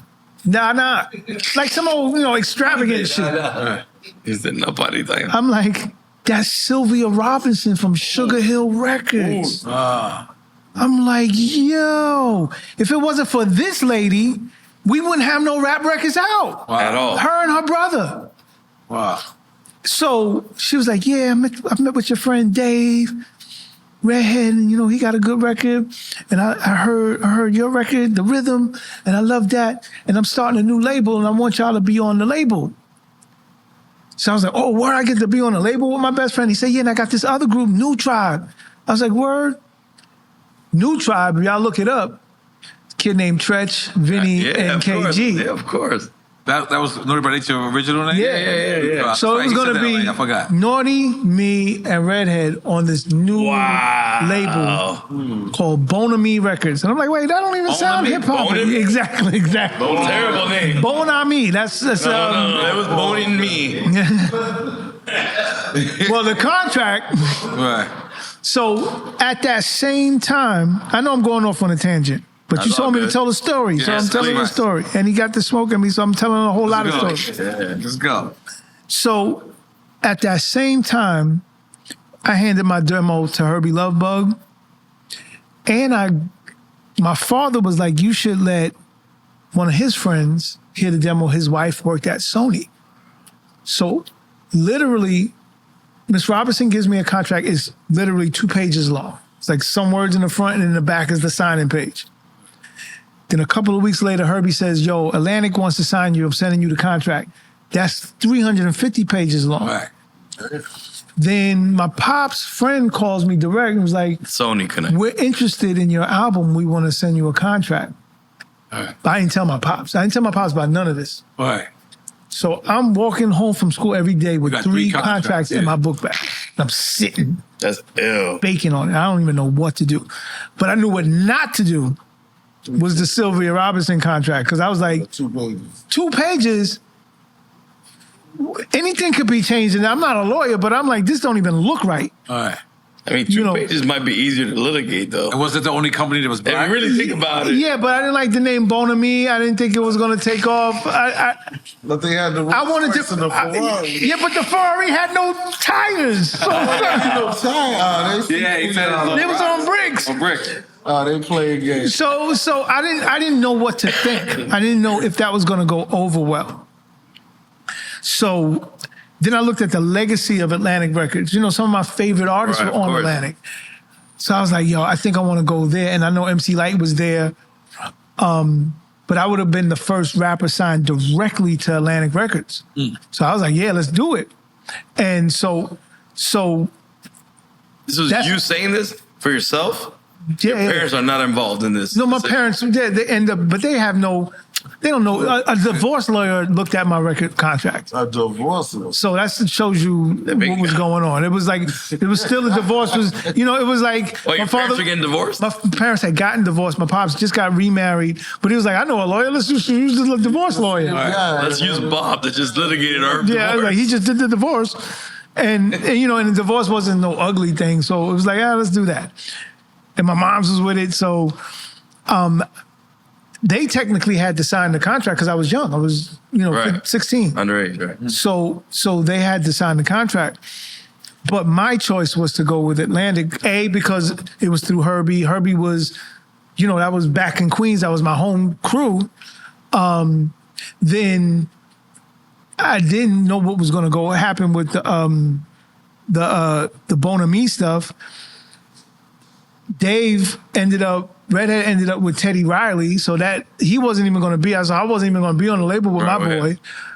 And so it is what it is. And I don't know if Bon Ami ever put out New Tribe. I know New Tribe had an album, but I don't know if it was on that label. I gotta ask KG if that was on that label. But what they ended up turning into. So clearly Bon Ami didn't turn it into anything. Right. Turned out to be Bon Ami. Yeah. So, but then you got 3 Times Dope. 3 Times Dope. Yeah. No, they couldn't have put tires. I don't know what they was doing. They probably it was in the middle of changing. Stop, leave the tires alone, Sonny. Because they were. Think about it, Sugar Hill Records sold a lot of records, so their paper was right, and they had everybody's publishing. So, but with 3 Times Dope, I'm already out. I'm already established, and they're like the first artist that I get real cool with that's not from my area. It's not Philly, from Queens. Right? They're from Philly. Right. So I would stay at rapper EST. I would stay with him and his mom. Unusual fella. Yeah, man. I would stay at ES's house. ES would stay at my house. His mom would call me son. My mom would call him son. You know what I'm saying? So it's a different thing between me and them, because Redhead's a part of my foundation and my trying to make it, where ES, Woody, and Chuck, they are a part of just artists with deals, just having fun together. So y'all got to drink. Y'all got to know. Oh shit! So, Lloyd Banks or Pharoah Monch? Pharoah Monch. Okay. Because he can't. He's as a rapper. Oh, what are we talking about? Whatever criteria. Whatever criteria you want. No criteria. So I give it to Pharoah Monch because Pharoah Monch is probably one of the illest rappers ever. And I think Banks is one of the illest rappers ever. But because me and Monch went to school together, me and Monch are... I heard he was an ill beatboxer. Yeah, oh yeah, he was dope. Yeah. He's also into the same things I'm into, like collecting toys and all that stuff. So we go to Comic-Con together. We're always on panels, so there's always that connection. Much on Drink Champs. Yeah. I have never, to this day, though we've sold over 1 million records, I've never met Banks. Really? I've never been in a room with him. I've never seen him. I've never had any conversations with him. So I don't know if he picked the beat. I believe Sha Money XL and Fifth picked the beat. Oh, wow. I can see that. And when they recorded the record, they were on the tour. So I had to turn everything in. I had to go to a studio, lay the beat down, put it, in tracks, and then send it to London. Oh, wow. Where Banks did his vocals. So I wasn't able to get to London. It was like a session that was going on. They told me, go to the studio on Tuesday and we're recording on a Wednesday. I was like, there was no way I was able to get out for that. Right. So I couldn't really be the producer that I normally am. And it's got to be, how long ago? This is 2004. So 21 years ago. A classic record. I've never met Banks. I would love to meet him. You got 21 questions why you ain't meet Lloyd Banks. Yeah, there you go. Drumline or Coach Carter? You worked on both, right? Yeah. I never saw Coach Carter.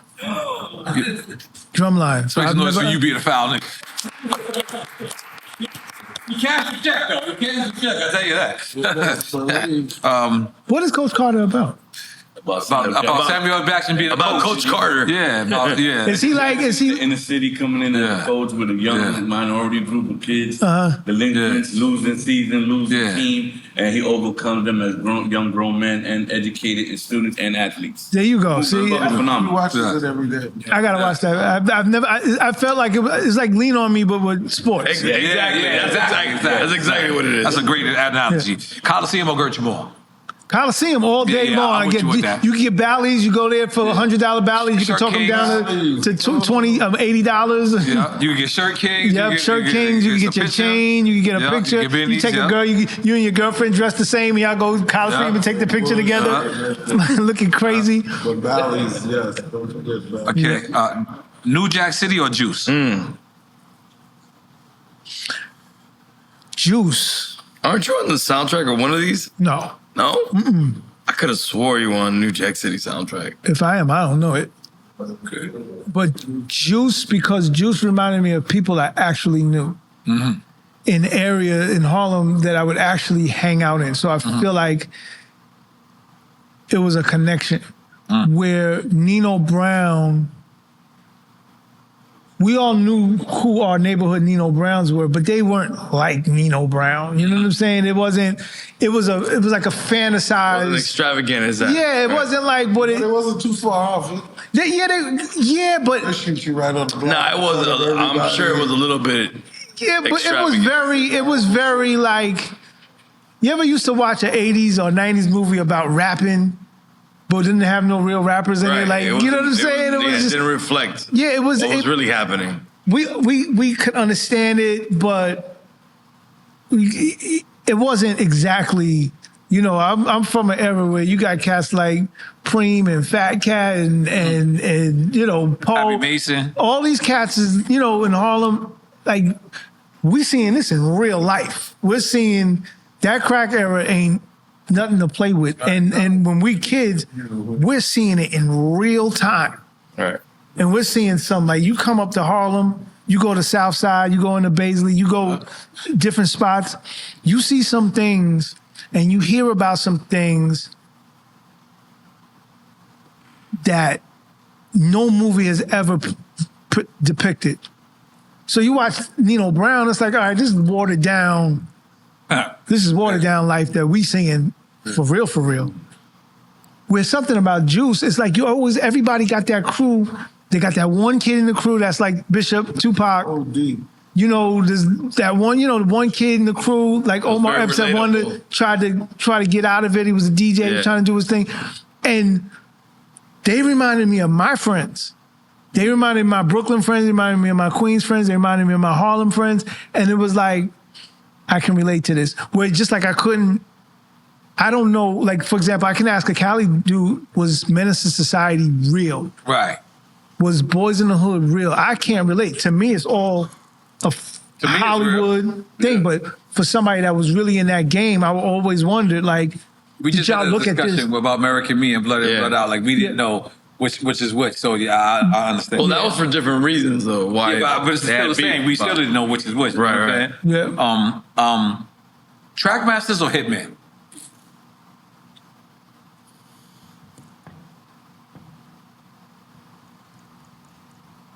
My mom.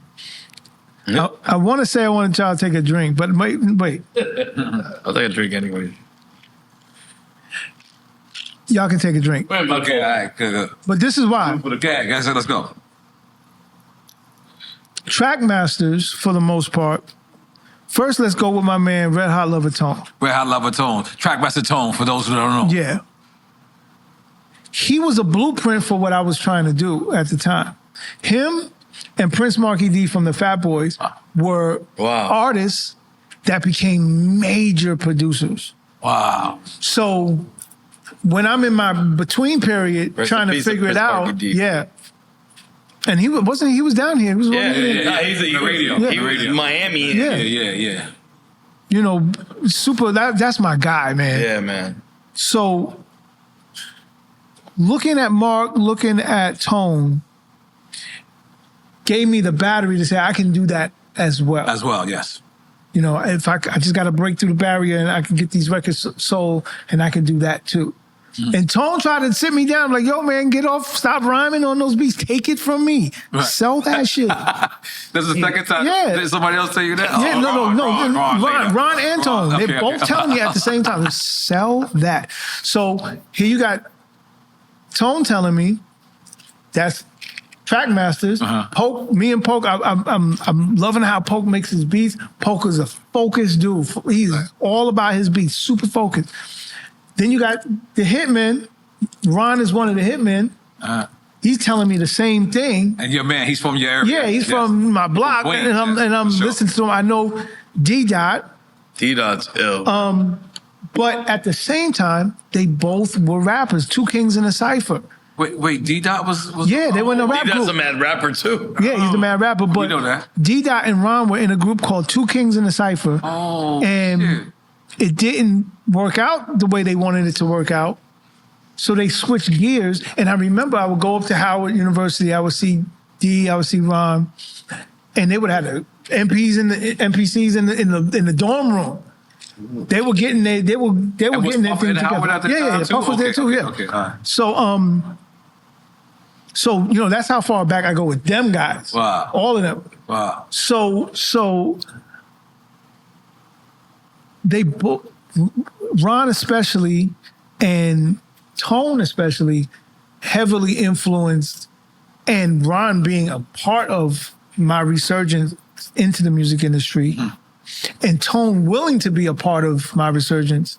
Right. I can't put one over the other. I gotta give it to them. And I just love all their records. There's no records that they made that I didn't rock with. I respect that. So we're gonna do one last more quick time of slime. Then you jump back into the interview. Okay. All right. I was about to give you a warning, but I'm not gonna give you a warning because he says I lead the witness. Mm-hmm. Loyalty or respect? Respect. Okay. Because with respect brings loyalty, and the people that are loyal to you will always be disloyal to you at some point when they don't get the same respect that you get. Understand that. Woo. Say that again. When the people that are loyal to you don't get the same respect that you get, or feel that you're getting more respect to them than them, their loyalty will leave you. Woo. So you always got to have respect, because with respect, people understand, and there's nothing wrong with this, because there's another part to it. People understand when you have respect that they should deal with you. Mm-hmm. They don't have to like you. Mm-hmm. They don't have to love you. They don't have to be loyal to you. But they know it means something to them, and it'll do something for them if they deal with you because they respect you. Mm. Right. You understand? When they just loyal to you, anything will happen. Mm. I didn't want to tell you your girl's cheating on you because I'm loyal to you, and I don't want you to kick me out. Something like that. You know what I'm saying? You wouldn't get all that kind of weirdness. Mm. But the respect thing is something different. Now, what I do believe is, with your respect, I'm about to sound like Lil' Kim, with respect comes power. With your respect, you bring about a certain level of power, and you can bring along the people who are loyal to you and give them ways to come up. Right, status. Yeah, but you can't do that unless you have the respect. A bunch of loyal people can be a bunch of loyal people in an apartment in 7A in Baisley wishing that they came out because they all loyal to each other. Right. And they just sitting around. So you got to have respect first. Like you can't buy furniture and you don't have the house. Okay. So now let's talk the rhythm, because I've been wanting to know how you put this record together forever. So, okay. So how does this come about? So the rhythm. Shouts to my boy Tom Mel. So we were living in this building complex. Anybody in Corona, Queens knows this building called N.O.R.E. Miller. Okay. And we lived in N.O.R.E. Miller. fun fact, across the street was a building called Meadow Manor, and most of Main Source lived in Meadow Manor. Okay. So Tamel's father, and if y'all want to figure out what Tamel's father looked like, does anybody know that show Family Guy? Yeah. Family Guy. Okay, the cartoon? Yeah. Okay, yeah. Who's the black guy on the Family Guy? Black guy. Cleveland Brown. Tamel's father looked exactly like Cleveland Brown. He looks like him, and he sounds, I think somebody took Tamel's father and made Cleveland Brown. Right. So when I tell the story, y'all can put Cleveland Brown in your head. Uh-huh. So his dad used to have all these records, all these jazz records, all these different kind of records, and we'd be in there, and I'd be looking at his records, and he would come in.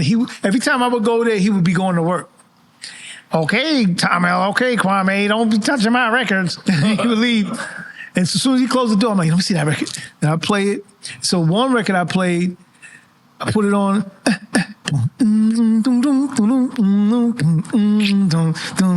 I was like, yo, what is this? He's like, yo, my dad just bought it. I said, I need that record. He's like, yo, my dad is going to kill. I said, I need that record, man. He said, well, I said, yo, Pops just went to work. He don't know what's going to be gone. He said, just wait.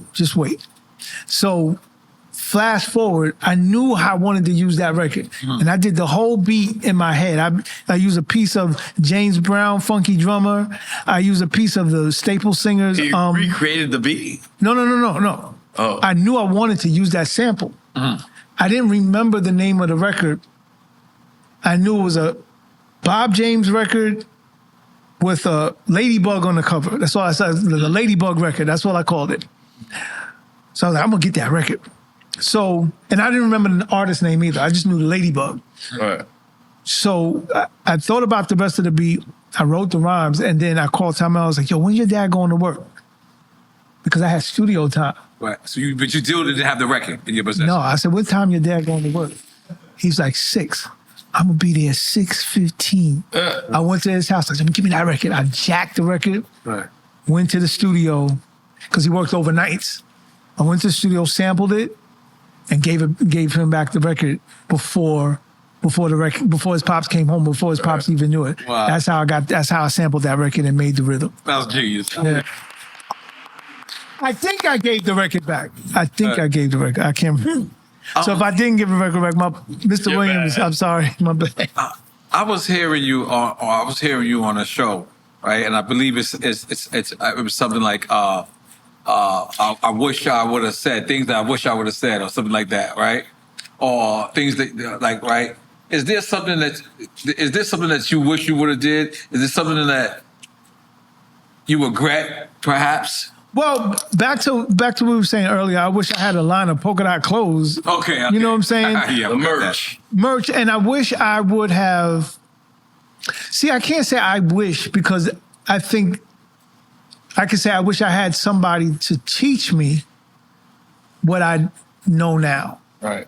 But at the same time, I don't have any regrets, because everything that happened to me, good and bad, allowed me to be at this podcast today. Everything led up to this. Right. And I'm not glazing or nothing. I'm telling y'all the truth. Everything led up to this, because this was a podcast that I've always wanted to be on. Right. Well, this is your show.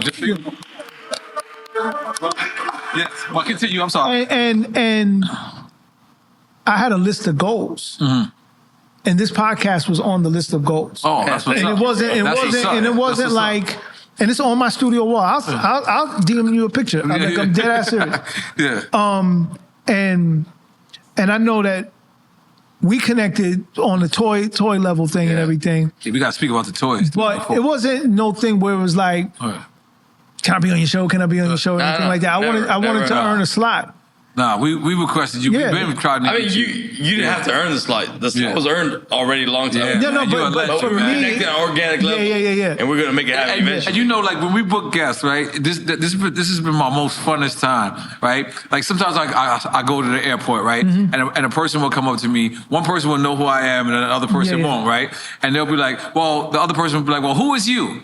And I'd be like, I can't describe who I am. Exactly. Like, if you don't know who I am, then your friends should tell you or whatever. Yeah. So when I was doing that, and when I was saying, like, you know, up to the weeks of having you booked, and when I kept saying that, whenever a person didn't know, I felt so enjoyed breaking it down. Like, I was like, yo, this is the guy, he had the whole era. Like, and I was sitting there and I was like, I felt so good, like, explaining to a person who didn't know. This is what I'm trying to tell you. But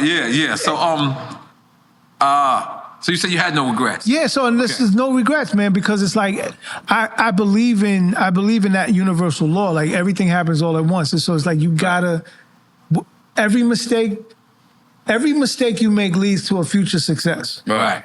Period. Right. Period. You can go outside tomorrow, break your leg, right? I'm not wishing this on you. Blah, blah, blah, blah, blah. Right. You trying to run a marathon, That's you can't. right. Now you can't run the marathon, you broke your please leg. don't do that. But you found out something crazy happened at the marathon that helped you, then you couldn't make it, and so, you was able to do something bigger than that. Right. Yeah. But you're going to run the marathon, and you're going to do it all the way. That's So, right. like, I know that. So that's what I believe. I just believe that everything leads to a point, you know, and so I don't look backwards. The only thing I look back on, I will say this. I say this regret. I allowed management and record labels to tell me what hip hop was supposed to do and where hip hop was going, and I didn't pay attention to it. So, for example, you listen to yourself. Yeah, I'm not listening to myself. So I'll give you a perfect example. Low End Theory comes out. Tropical Quest. Tropical Quest. Yeah. And Fellow Queens. we're in the studio making an album, and it's, you know, happy dancing type of hip hop. And then somebody brings in Low End Theory, and they play it. I'm like, this shit is the truth. And then listening to somebody from management, that shit is never going to work. Oh, my God. They're never going to get on the radio with that. Wow. They're never going to go on tour with that. They're never going to get a Grammy with that. They get all. And in my mind, I'm like, I am going in the wrong direction. I saw it. Right. You know what I'm saying? So I'm literally cutting my own career short for not paying attention to where hip hop is going. I know where it's going. I'm only 19 at the time. Like, I'm not in the clouds. I don't see nothing. Right. You know, I'm still on the train. I'm in it. Right. I see that people are stopping the suits and putting on the jabots and the beef and broccolis and the snow beach or whatever. Like, I see it. I know what's happening. I know low heads, and I know what's going on. And it could have been an easy transition for me, because I could have implemented my thing in with it, because I'm of the age. I'm not an older guy trying to look young. But I'm not paying attention. I'm not listening to myself, and I'm listening to people like, you got to put this singing hook and you got to make people dance, and the A&R and all this kind of stuff. You got to make it happy. And then the same A&R, which is funny, when that album, I'm not gonna say it didn't do well. It's my third album called Nasty. It did all right for the time, but it wasn't no Low End Theory. You know what I'm saying? Listen, it they wasn't did the Billie Jean on you. Yeah, exactly. And then on top of that, so Low End Theory comes out, then N.O.R.E comes out, then Illmatic comes out, and then the A&R sit me down and they're like, hey, would you think you should toughen it up a little bit?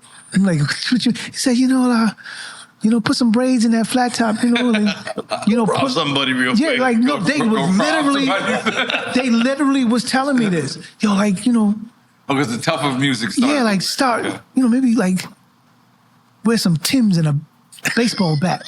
Wait, ain't Vin Diesel your cousin? Yeah, yes. Vin Diesel's your cousin, right? Yeah. You should have brought Vin Diesel outside. Yeah, no, exactly. And at that time, he was trying to rap, so we was working. We was working on some stuff, but it was weird how, like, the flip flop of these record labels was, and very interesting. So that was probably my regret, not listening to myself and not going with my gut. Right. Even though I'm never going to regret a record that I made, I'm going to regret that I didn't pivot when I had a clear lane to pivot. Right. Okay. So. So, like, I heard Ghostface say, recently. I don't know if it's recently, but he said that rap should have categories. It shouldn't just be just hip hop. Like it should be contemporary hip hop, maybe classic hip hop, maybe new school hip hop. Do you feel like you created a genre of hip hop? Because like when you look at your music and you look at of your career, like it was non-threatening, right? Yeah. Now you got people like Pharrell who made a whole career off of like kind of like being non-threatening, and then there's other people like I would like to say Lupe Fiasco, who kind of like made his career like being non-threatening, and so on and so forth. There's like a whole new version of Native Tongue, Yeah. but I feel like it started with you. I think between me and Native Tongue. So say for example, my album came out 2 months before 3 Feet High and Rising. Okay. So 89, you have these two groups. 3 Feet High and Rising, that's De La Soul. Yes. And that really kind of like, the Jungle Brothers really ushered it in. Yeah. You know what I'm Jungle saying? Brothers first, but De La really propelled it. Yeah. And, this is a platinum album. This is an album that's killing it. And I think with De La, they spoke to a certain audience, like the Afrocentric, just like the audience, the rap audience that wasn't trying to be status quo, but they weren't trying to be gangsters. They were on their intellectual stuff. They were on their straight hip hop stuff at the same time. No gimmicks. It was just raw, like just them being them. And I think what I represented is more like the nerds and the geeks and all the dudes that were overdressed in school and and the ones that get girls. I was the younger generation because you always had your Kane and and LL. They were like the jocks. They were the jocks. Yeah. You know what I mean? Yeah, it's high school shit. And so, I represented that. I represented, the kids that may have loved hip hop but didn't fit in with that whole gangster shit at all. And I think that DNA spilled into a Kanye for sure. Like you'll see footage of 12-year-old Kanye dressed like me. Right. You know what I'm saying? Or Pharrell, or Pharrell will credit Tribe, but I just think that still there's a lot of things that I've done. Yeah, I can see you and Pharrell. Like, yeah. There's a lot of even I know this for a fact. A lot of ways that Puff would maneuver, like as far as clothing and showmanship and stuff like that. I know for a fact he got from what I was doing. Right. And then those artists, that's another generation. They begat another generation. So you have rappers out here now that don't understand that they still carry my DNA. They may think it's from something else, but that was from. So I think somebody by Ice grew you with polka dots. Yeah. So it's like you were like, motherfucker, I invented that. Yeah, no, trust me. There's been a time there was these kids in New York called the Retro Kids. This is like mid 2000s, and they would dress like old school. And they would have on polka dots. They would the flat tops, the whole nine. And this is like 2005, 2006. I think I remember emulating you. Yeah, but that era, especially. That era. Yeah. And I would walk down the street and I would see them like, yo, that's some dope stuff. It's like, yeah, man, we got this at the vintage store. It's like, word, that's where y'all got it from? It's like, yeah, this is the 90s style. I'm like, word, that's dope. And I would just walk by them and it was like, these fools don't. Nothing against it, but then some of them did know. Right. There was times that one of them be like, wait a minute. So shouts out to those cats, but there was a subculture in New York. Not necessarily like the Retro Kids, that was the name of the crew, but there was a subculture of Retro Kids that just didn't know, and they would dress like that and have no idea where they got it from or anything. So I think it's dope. All right. Well, shit, man. Well, the toys, we got to talk about the toys. That's right. That's right. Speaking of, we got to talk about the toys and the new album. Right. So let's go. I want to, I'm a heavy toy collector and everything. Yes. And so I wanted to gift y'all with who's the only black guy in toys? David Varner.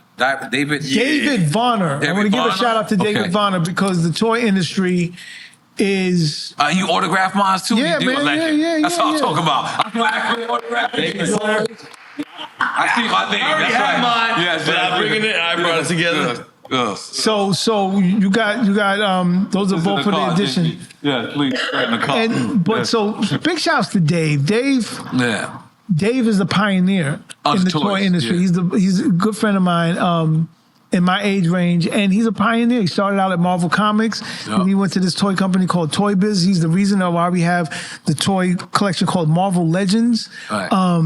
And so this is some toy nerd stuff going on. Right. And he moved through the ranks and he moved to different toy companies, and now he has his own toy factory. He has his own toy company as well. Wow. So he's a real pioneer, and it's something that I always wanted to get into. Hell yeah. So I co-founded a company called LBO, Let's Be Onyx. And, you know, our mission is to create toys, some of them which are very hip-hop based. Like we have this toy line about to come out, and it's very hip-hop based, but it puts people that look like us, all of us, on shelves just as much as we see Captain America and Batman and Superman. So, you know, that's really our mission. And so, like, I'm just real heavy into that space, and it helps me get away from the stress of music. Oh yeah. Because once when you're doing music, you know everything is a political game. You got to start maneuvering in ways it's not as pure as it used to be. But you go to a Comic-Con or another kind of toy convention or whatever, ain't nobody think about nothing but buying the exclusive stuff and seeing what's coming out. And it takes me back to that pure period of time. So, yeah. Okay. So now you said the new album. Yeah. This is your first album in 26 years? Show the album, please. So this is the album. I got like a bag of tricks over here. Okay, holy moly. So this is the album called The Different Kids. Oh. Yo, this album's amazing, man. Now, thank you. All right. And this album, like if you zoom in on it, it represents a lot of different things. You got 1989 me right there. I was going to say different phases of you, right? Yeah. You got, I don't know, me just trying to be fly online or whatever. He's a pimp right there. You know, me just chilling out, but the producer me, and then the current artist version of me. But the whip that I'm sitting on is the Star Wars land speeder. So like, people don't understand. Like, I got to bring that geek culture in here too. So shout out to amazing artist in DC named Mia Duval. That should look like hand-painted. Yeah, it is. Okay. So Mia Duval did this artwork for The Different Kids. It's out now. It just came out in August. So, and I think I love this album. I think a lot of people tell me it's my best work. Oh, wow. And I don't think that it's not a glaze either. I think for the first time since I was 16, I made an album without any expectation. And it's self-produced as well. Yeah. All right. I made it in a small room in my house. It wasn't like no glorious studio or anything, just a small room in my crib. And I put the album together, and it's on my own label, distributed through Virgin Records and a label called SRG. And, I had no expectations about it. You know what I'm saying? I'm gonna put out some records and see what happens because I like producing. I like producing myself. I like rapping. Let's see what happens.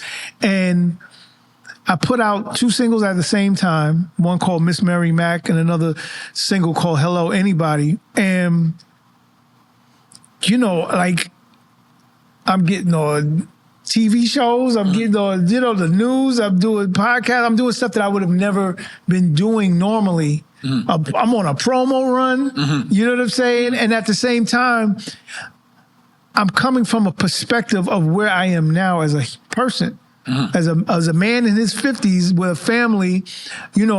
I'm rhyming from that perspective. I'm giving stories about growing with the fans, yeah, like I'm growing. I'm not trying to be 16-year-old me. Yeah, but the beats are still slapping. You can't be talking about finger popping now at this stage. I'm putting and that was the thing about the beats. It was like, nobody has to tell me I need to be on the radio. Right. Nobody's telling me I got to be in the club. Right. I got to make this trap beat to fit in.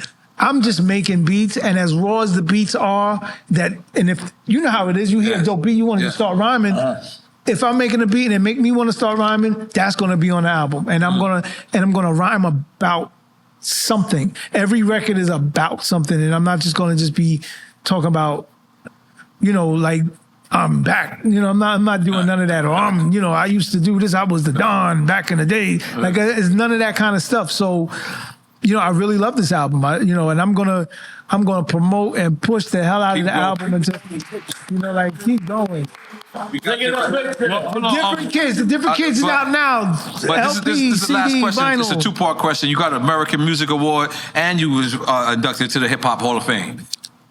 Well, I didn't get an American Music Award. You didn't get an American Music Award? My Dominicans record, gave us the fucking wrong advice. Switch got an American Music Award, so I guess I get one by default like that. But it was that's your shit. By affiliation. It was That's your shit, man. I be claiming it for you. And if I'm not mistaken, Lloyd Banks on Fire. Either Lloyd Banks or Christina Aguilera, one of them or both of them got Grammy nominations. So I could claim that if I wanted to. Grammy nominee. But then the Hip Hop Hall of Fame, the Hip Hop Museum in Washington D.C. did a induction ceremony, and I thought it was dope for me because one, I didn't think I was going to be put up in a museum like I'm like King Tut or somebody. Like, hell yeah. But the people that were inducted at the same time, it was myself, it was Kid and Play. Wow. It was Herbie Your homies you Lovebug. grew up with, yeah. It was Dana Dane. And everybody who had something to do with who I am was all there at the same time. I'm talking about down to... That must have been dope. Ron Lawrence was there, and and I had to thank him. I was able to personally thank him for helping me get into the position that I'm in. This guy, my boy named Dana, we call him Dana Dumb. The guy who taught me how to use an MPC was in the audience. And I haven't seen him since the day he taught me how to use the MPC. And his name is Dana Dumb. We call him Dana Dumb. And He's turned out not to be dumb. Yeah, no, Dana's super nasty with the beats. But he taught me how to use it. And I was able to personally thank him. Wow. I have family there that I was able to acknowledge. I haven't seen Herbie Lovebug since the 90s. No, 2001. I haven't seen him since. So I was able to see Herbie, his younger brother Steve, who put me with Herbie, we all went to school together.